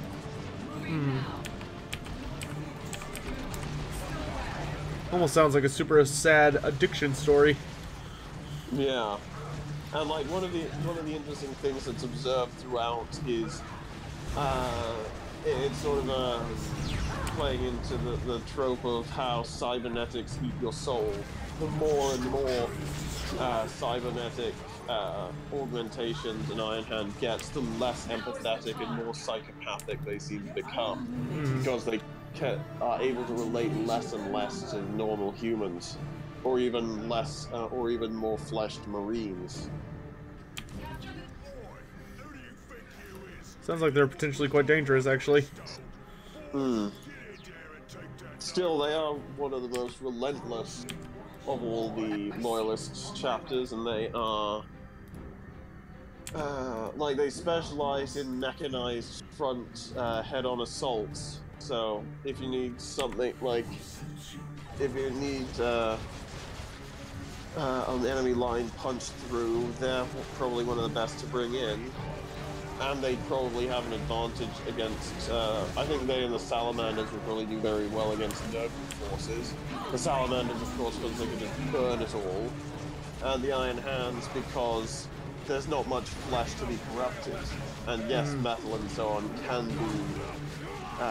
be tainted and rusted and so on, but that's far less effective and far less enjoyable for the forces of Nurgle than flesh. Right.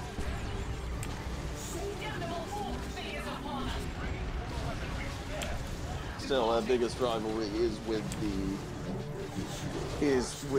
the Emperor's children, due to the fact that they were the ones to first betray the Iron Hands, and Ogre was the one to kill Ferrus Manus. Ah.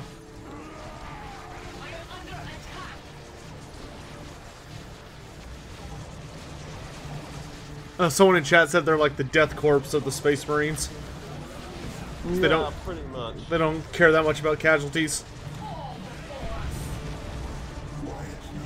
Personally, my favorite guard regiment would have to be the Vostroyans.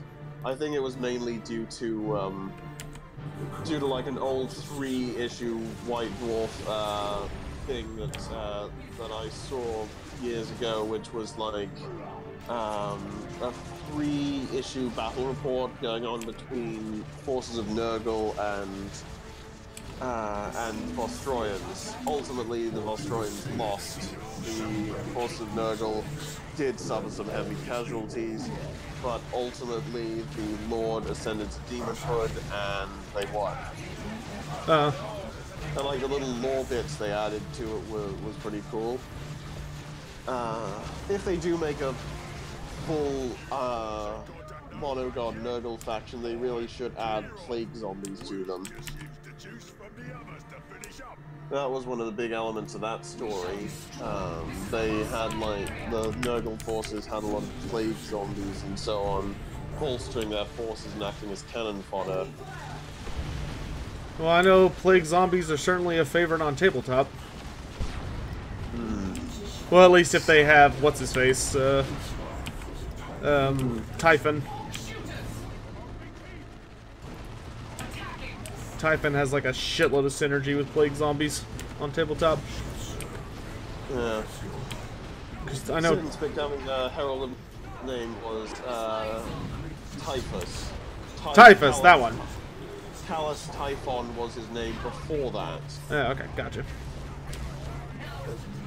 Yeah, that'll be an interesting element to see in the Buried Dagger, because Callus Typhon hasn't really been around much.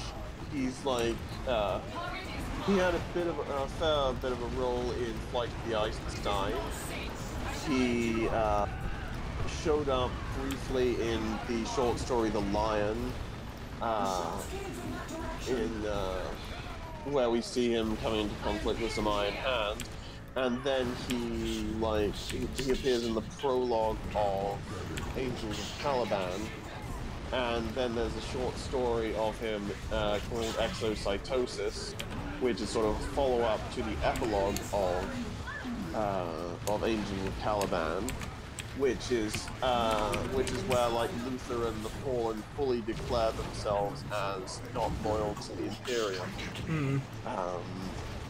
And other than that, that's all we've seen of him. We do know, however, he was one of like the first 3 Fallen Chaos Marines. It was Erebus, Corpheron, and Typhon. But we'll finally see him rejoining the fold in the Buried Dagger and being the one to completely screw over Mortarion and Death Guard and basically force them into a situation where they had to pledge to Nurgle. Yeah, I heard he was a bit responsible for that whole affair. Yeah, that's how he got rewarded with becoming Typhus the Traveler, being given the Destroyer Hive and becoming the Herald of Nurgle. Because he delivered a Primarch into Nurgle service, as well as his entire legion. We have a lot more population if you want to get some more troops. Yep.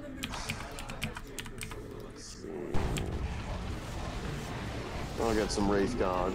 And maybe a second Warp Spider squad.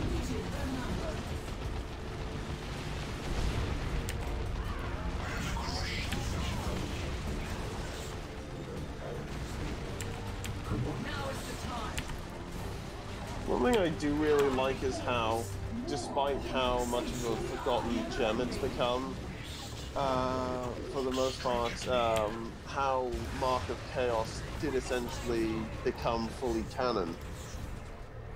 Yeah. It is fully acknowledged by Games Workshop in the lore.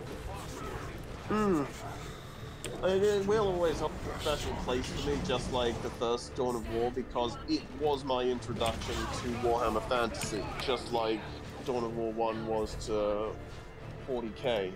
Oh. And I do like the old sort of 6th edition aesthetic of it. Even with the, like, really silly looking cold ones. They got another power node. Oh, well, that's just greedy, that is. Oh, I'm sending him to Big Dagger to take it back. So hopefully with your new computer we'll be able to at some point try finishing the Battle Mars campaign.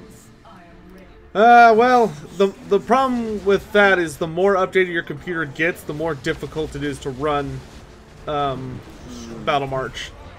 That's the problem. It's not an old computer that's the problem. The problem is that the game is not designed to run on anything newer than, like, Windows XP. I mean, I've been on a lot of forums since the end of that campaign trying to find ways to fix it, and there just isn't one. You just have to get an older PC.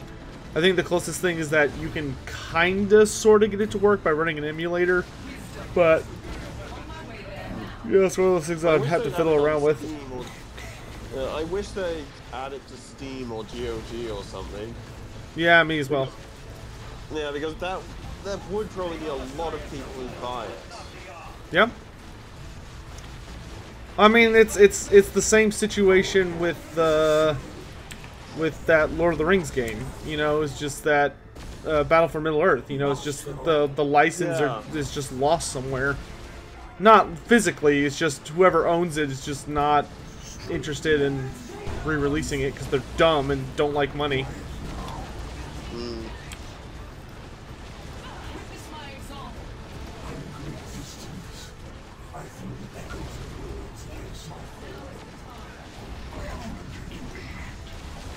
It's kind of a prevalent mindset about the DLC for Warhammer 2 on the Total War forums.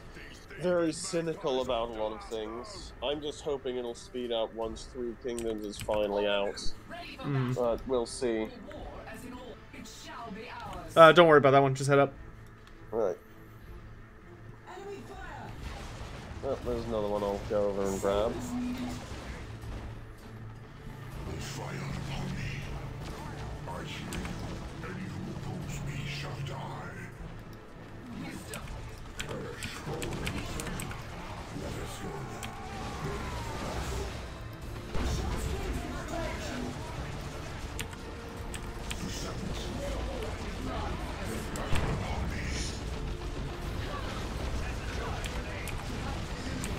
I wonder if any more Lords starting positions will be moved around for Mortal Empires 2.0 or whatever the ultimate maps. I don't know. That's a good question, actually.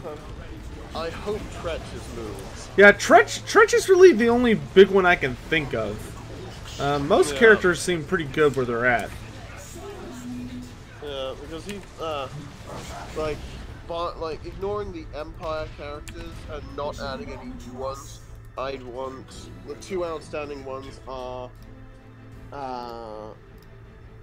Grombrindal to Karak Zorn and Tretch to Crookback Mountain.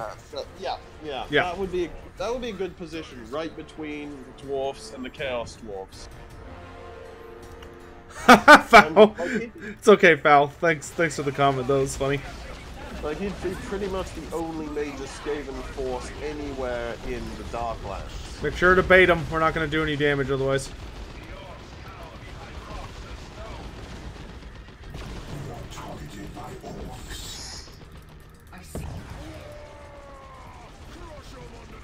Okay, he's going after that unit. What the fuck? Just like jumped into the sky.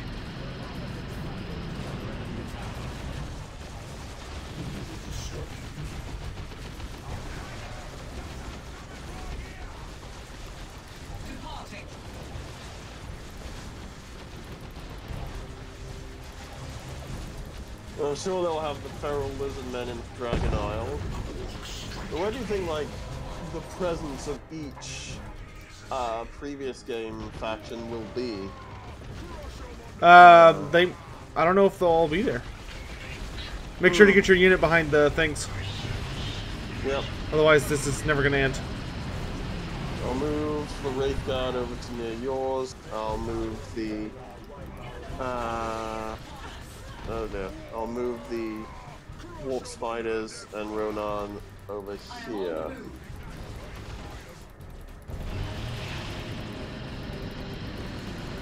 Alright, that's one of them.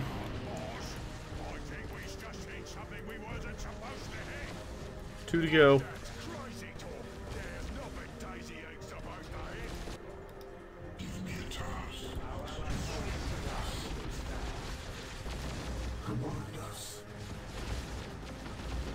We're literally hitting this thing with so much damage, it's doing like 20-foot flips in the air. Alright, they're coming this way. Just make sure they go into that barrel.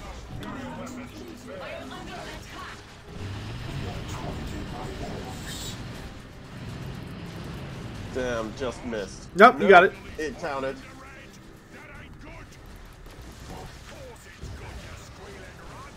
What unique, like, campaign mechanics would you give to each of the potential lords for, say, the Chaos Force, Ogre Kingdoms, and so on? Like, what would Grease's campaign have that distinguishes him from Scrag?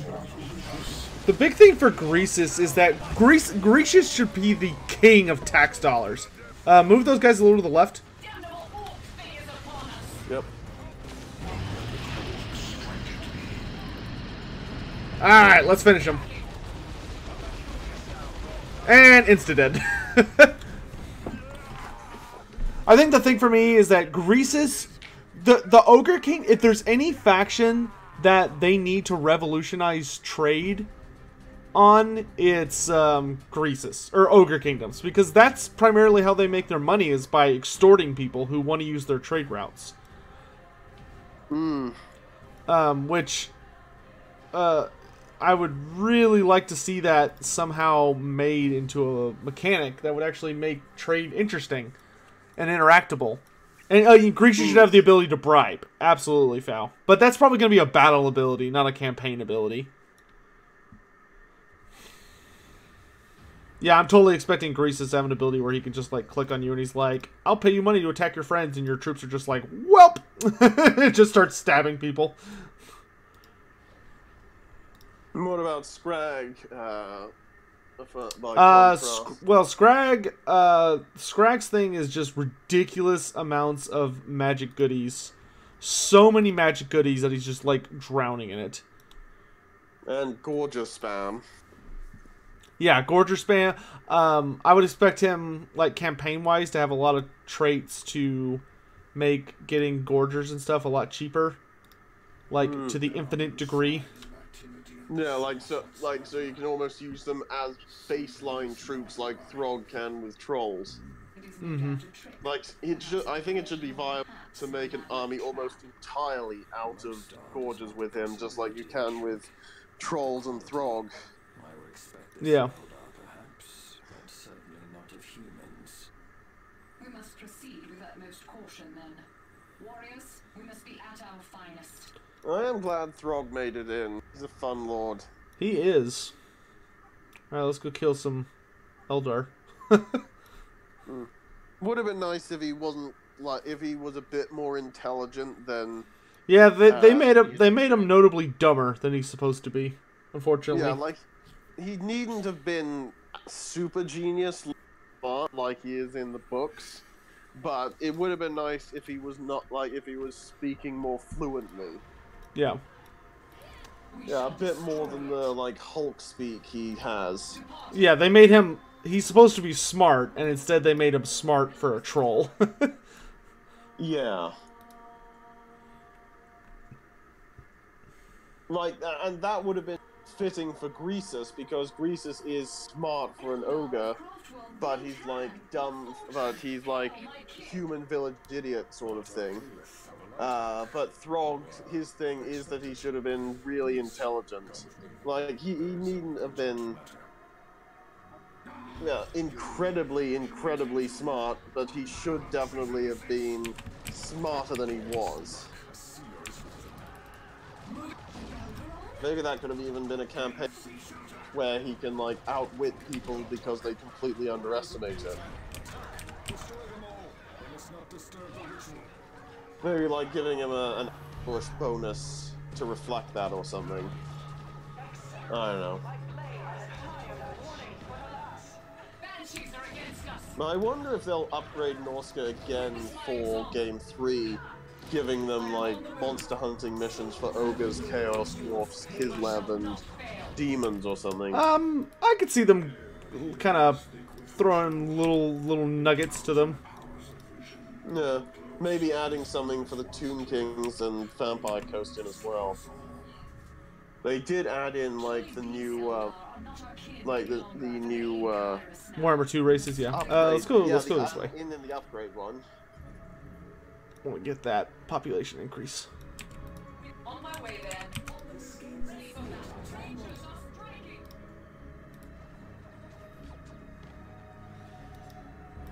It should belong to us. Oh. Damn, not enough for warp spiders. I'll grab a grav platform then.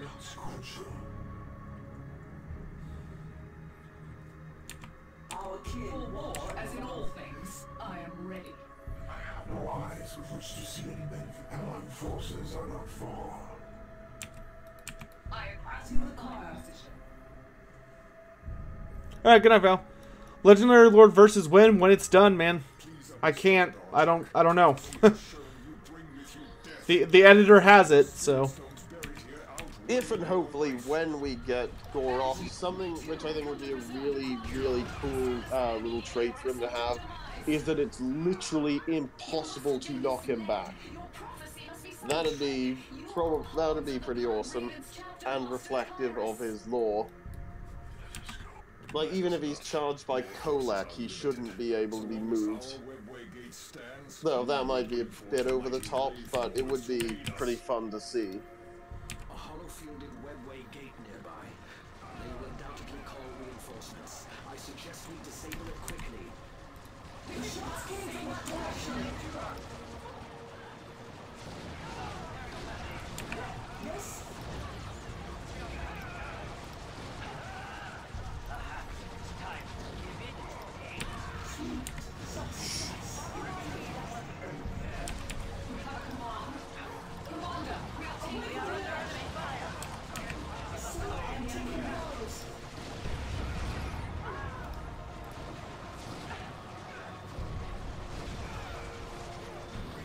God, Wraithguard, could you be any slower? Finally, jeez. Now is the time.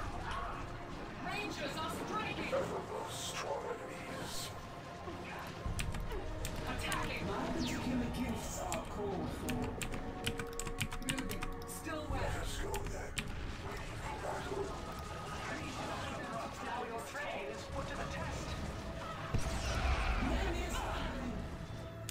Say what is needed. Captured. Moving. Still wearing. This is a hostile area.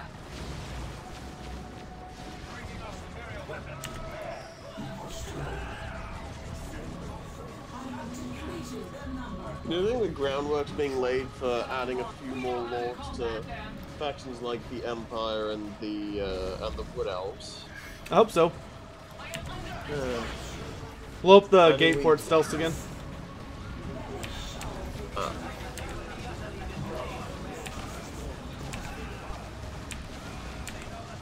no, dear.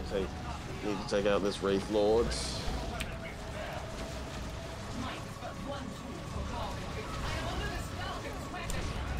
This shall be a display of my might.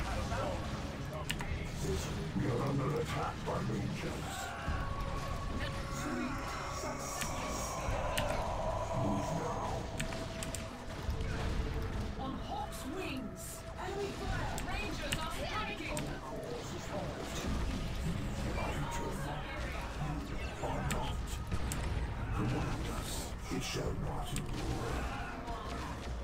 We shall destroy it. I will eliminate it.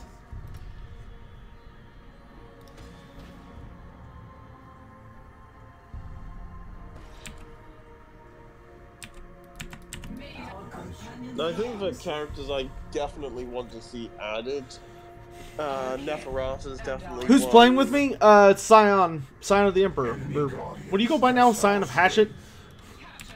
Yeah, mainly in the I go by that in the server specifically because they're my favorite fantasy race. Gotcha. Figured it would be kind of appropriate since we're in the Warhammer themed server and it's fantasy rather than 40k. Makes No sense to me. Emperor, might as well go with Hashut. Witness my example. Well, there is an Emperor, just perhaps he's not your favorite. Well, not a god emperor. No, just a man. Goros, Warhoof, or the Brass Bull for the next Legendary Lord? Oh, I would much prefer Tarex, the Brass Bull. Like, 1000% would prefer Tarex.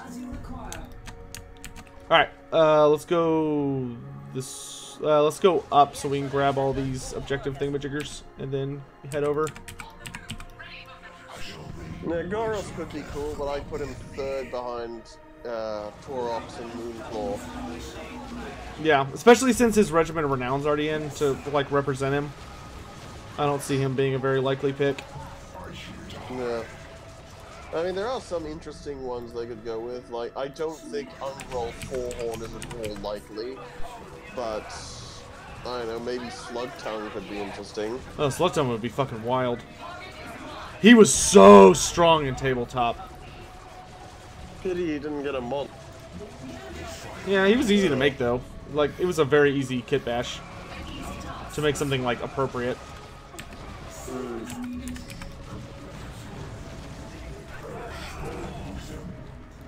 It'll be so great if and when we get all of the missing stuff for the Beastmen, and like they get split into individual factions, so we're not just stuck with all of them in a single faction.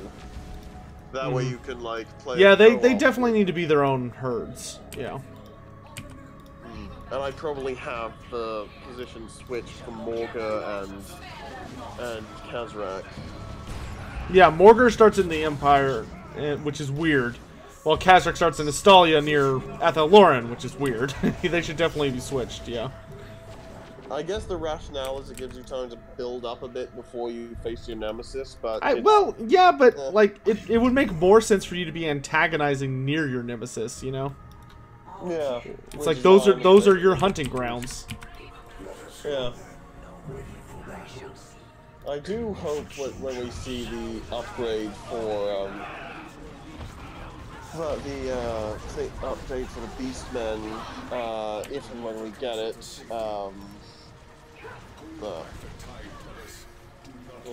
that we will get a lot of no, I meant the Empire, that we get some unique stuff with Horus if he's added.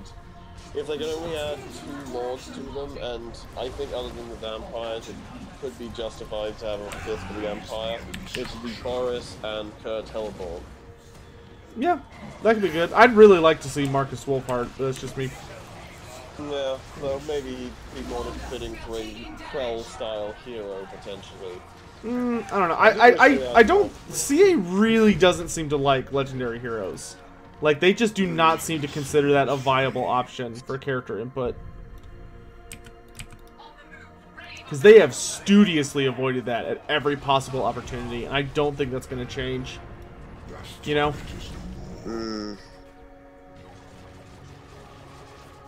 I don't know why. It's just, it just doesn't seem to be something that they're interested in. Alright, so we have to kill the Exarch dude to make sure they can't portal. No, like, optimally, I probably would have wanted Isabella to be a legendary hero sort of character, so you'd have her and Vlad together all the time.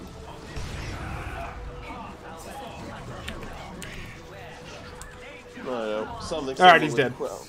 Something similar with Krell, but with Krell, what we've got does kind of work. Rangers are striking! Attacking! On Hawk's wings! I think if we do get a Nagash faction, that's the one that we'll see Neferata as part of. Thoughts on making the Green Knight permanent? What do you mean? Like, you get a single summon and that's it? I kind of like the way he works. I just don't think there should be a, like, maximum number of times you could summon him. I think it should just be if you earn enough chivalry. Like, if you get to the max tier of chivalry, it should just be on a cooldown timer. The fact that it's just like, no, fuck you, like, you get 4 summons for your entire campaign, that's it. I don't like that.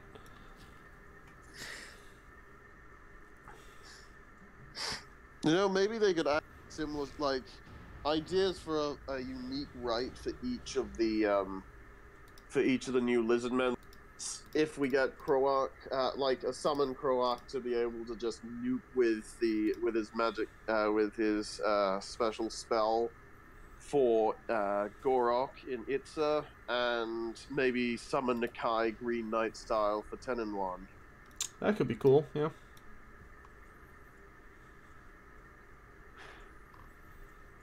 Alright, whenever you're ready, we will go get blown up. More Eldar blood spilled in the I do name think of it's going to be prophecy. either Will there be no or end to this Gorok mockery? as the DLC Lord. Our visions are complex and branching, but this contradiction is utterly impossible. We must proceed with utmost caution, then. Warriors, we must be at our finest. We will return for their soul stones once our task is completed. Oh. Okay, we have fire prisms now. Hooray!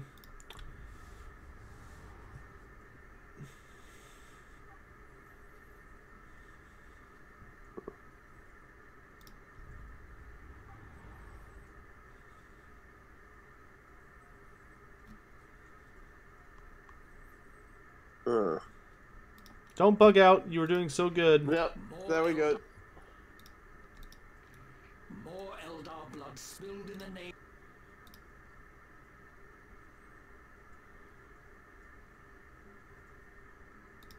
No, it's bugged. Okay, I'm gonna save and return to main menu real quick. Yep. And then relaunch it.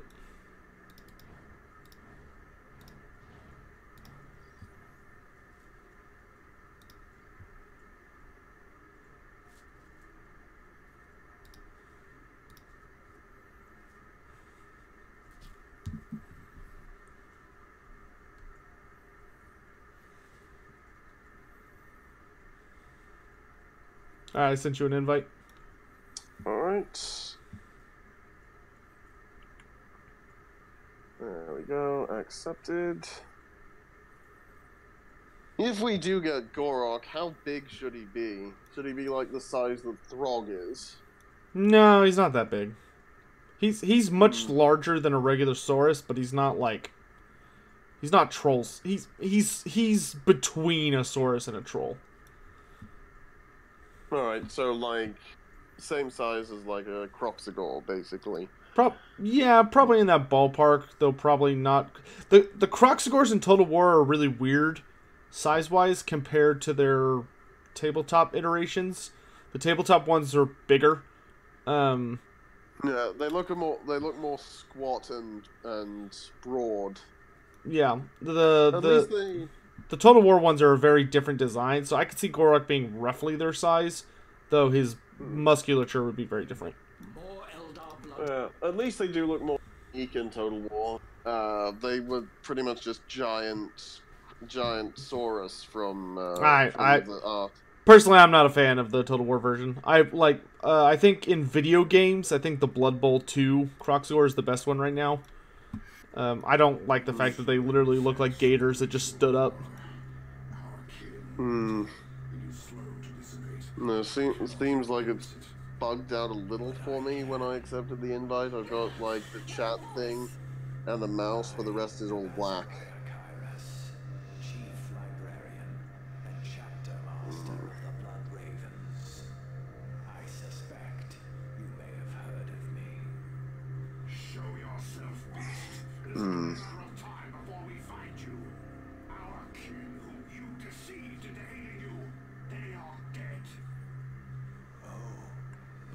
Yeah, I think I've run into a bit of an issue.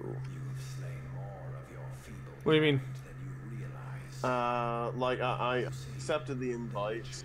I've got the chat thing that says, like, 290 players online, but the rest of the screen is black, and I've just got the Well, mouse. we're in a cutscene right now. That might be why. Ah, okay. Your slaves, yet you wish it to happen. Why? A sacrifice. A sacrifice of a sector. Its planets. Its billions of skulls. Could you ever defeat fantasy... Or could you ever defeat chaos in fantasy? Theoretically, yes. But it would take some really extreme things.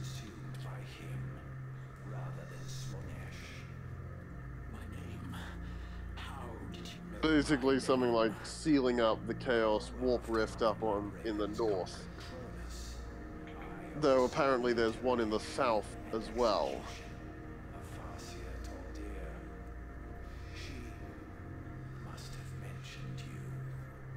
No, not like that. Not by you. For what it is worth, I understood all too well her woe of brotherly abandonment. But you may rejoice. The Exterminator's fleet now looms over you, and your misery is about to end.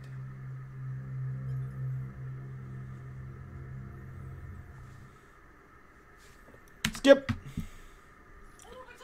Yeah, still got the black screen pretty much. Yeah, it's about to start.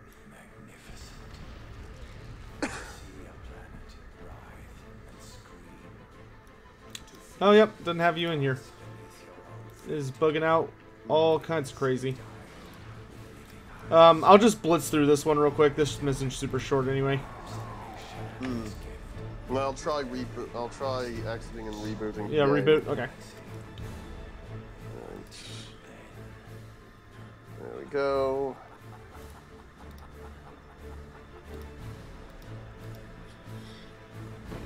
But I think if we get Neferata at some point, which I think it would be a real oversight not to, if she's added, I wouldn't be surprised to see her in a potential Nagash faction. Probably not. Of all the Mortarchs, she probably hates Nagash the most, besides Manfred. Like, she... every scenario that Nagash has ever come back, Neferata has always avoided him, like the plague. She really doesn't like Nagash. Because he's a threat to her lifestyle. Because you gotta remember, like, all Neferata cares about is being, like, the top dog, you know? She wants to be the ultimate queen. And Nagash is kind of a big bone in that plan. Because Nagash does not suffer equals. No, unfortunately, you can't use Manfred or Arkan because both of them are leaders in the... If Nagash, if they ever decided to do Nagash, I feel fairly confident it would just be Nagash. I don't think he would be sharing with anybody. So you think that it's just one legendary move? Yeah, I think it would be a very specific faction. Like kind of like a legacy faction kind of thing. Because could be interesting. the only character who like the only characters who willingly work with Nagash and like have no problem with it are Archon the Black and Krell. Like they're the only two loyal soldiers of Nagash. The rest of them are not the best troops.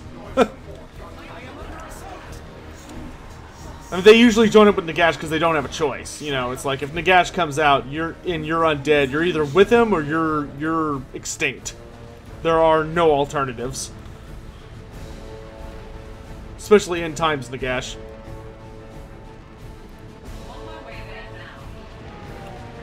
Since he was Nagash on steroids.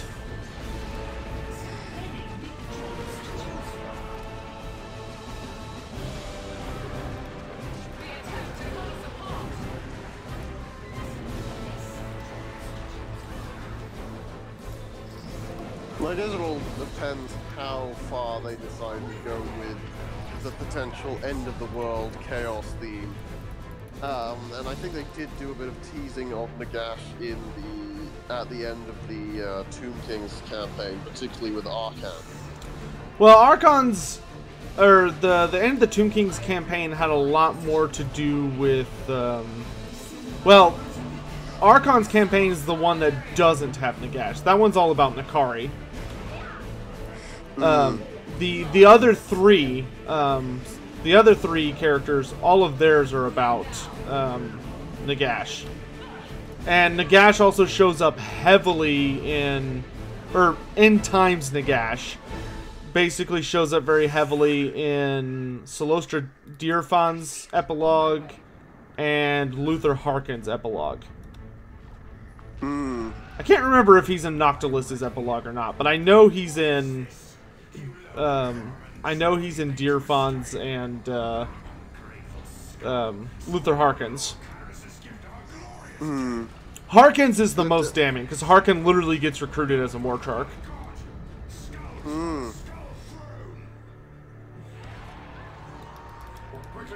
Yeah, I think with all the foreshadowing they're doing, I would be shocked if we didn't see Nagash in some form or another in Warhammer 3, just like I'd be shocked if we didn't see Nakari.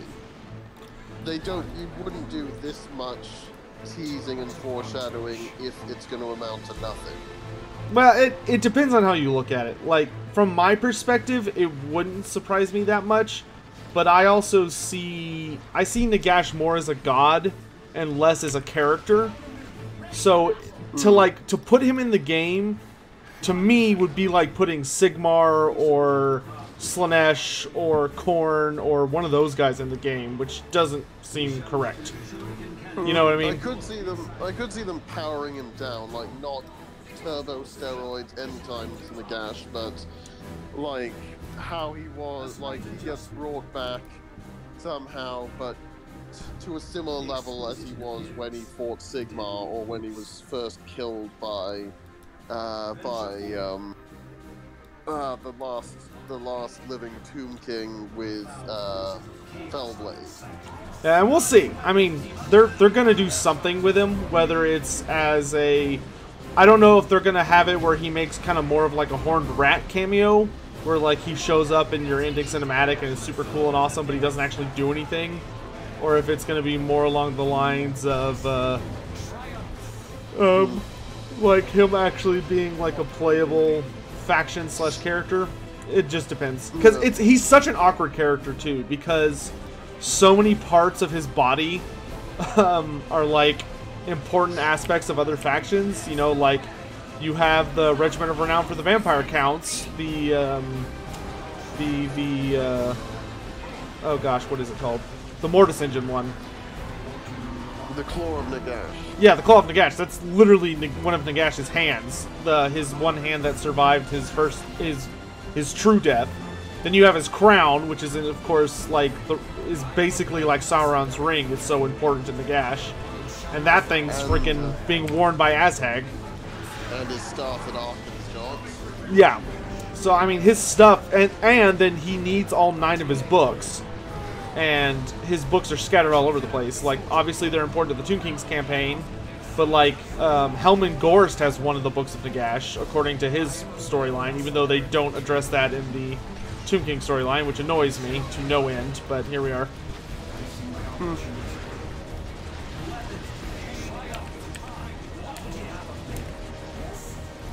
I know, I guess it'll depend on how far they go with the... Yeah, don't get me wrong, a lot of people want Nagash, and I totally get it, because he's like a really famous, cool character, and he's so important to the setting.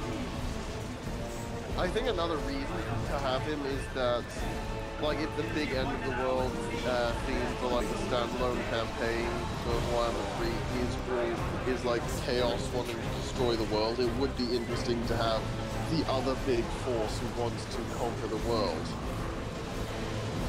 Like, it's pretty much just like Chaos wants to destroy everything, Nagash wants to kill and resurrect everything, everyone else just wants to survive. It's more interesting if it's a 3-way thing rather than just a 2-way thing. Yeah, I mean, I can certainly see the argument. Are there any invasions from the southern poles? No, not really. There's no way to get from the southern pole to the mainland is the big issue. The only person who's even visited the South Pole and walked away alive was Archaon.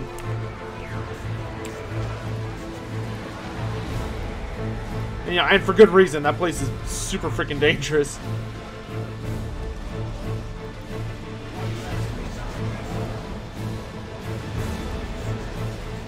Crowley infested with really horrible beastmen too. Yeah, well, according to Archaon's book, it's mainly inhabited by these creatures called Demon Ken, which are half-breeds of beastmen and demons, somehow.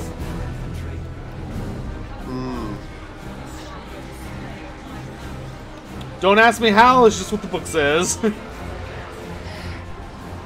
do wonder how CA will be able to go with new races in Warhammer 3 post-launch, because we'll have all 16 major factions with the addition. Unless they come out and they're like, hey guys, we're going to the Orient, like we're going to the Far East.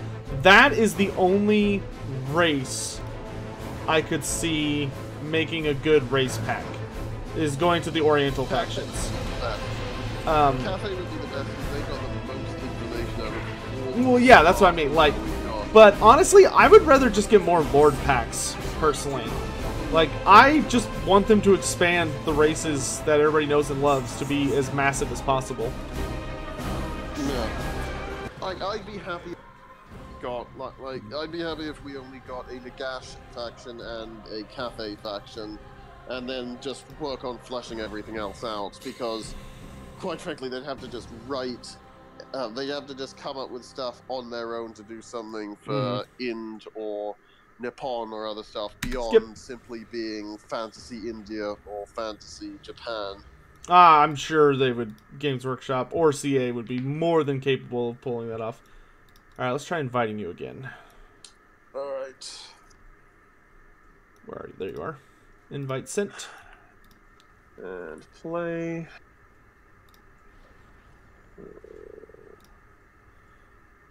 I'll hit accept.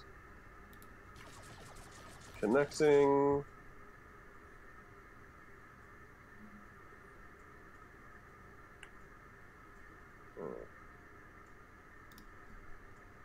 Maybe try again. I might have to reboot as well. That's certainly possible. And it is an 8-year-old game. Yeah, but is I mean, kind of it runs pretty well most of the time. So, all right, I'm gonna go ahead and save and exit to Windows and try and reboot.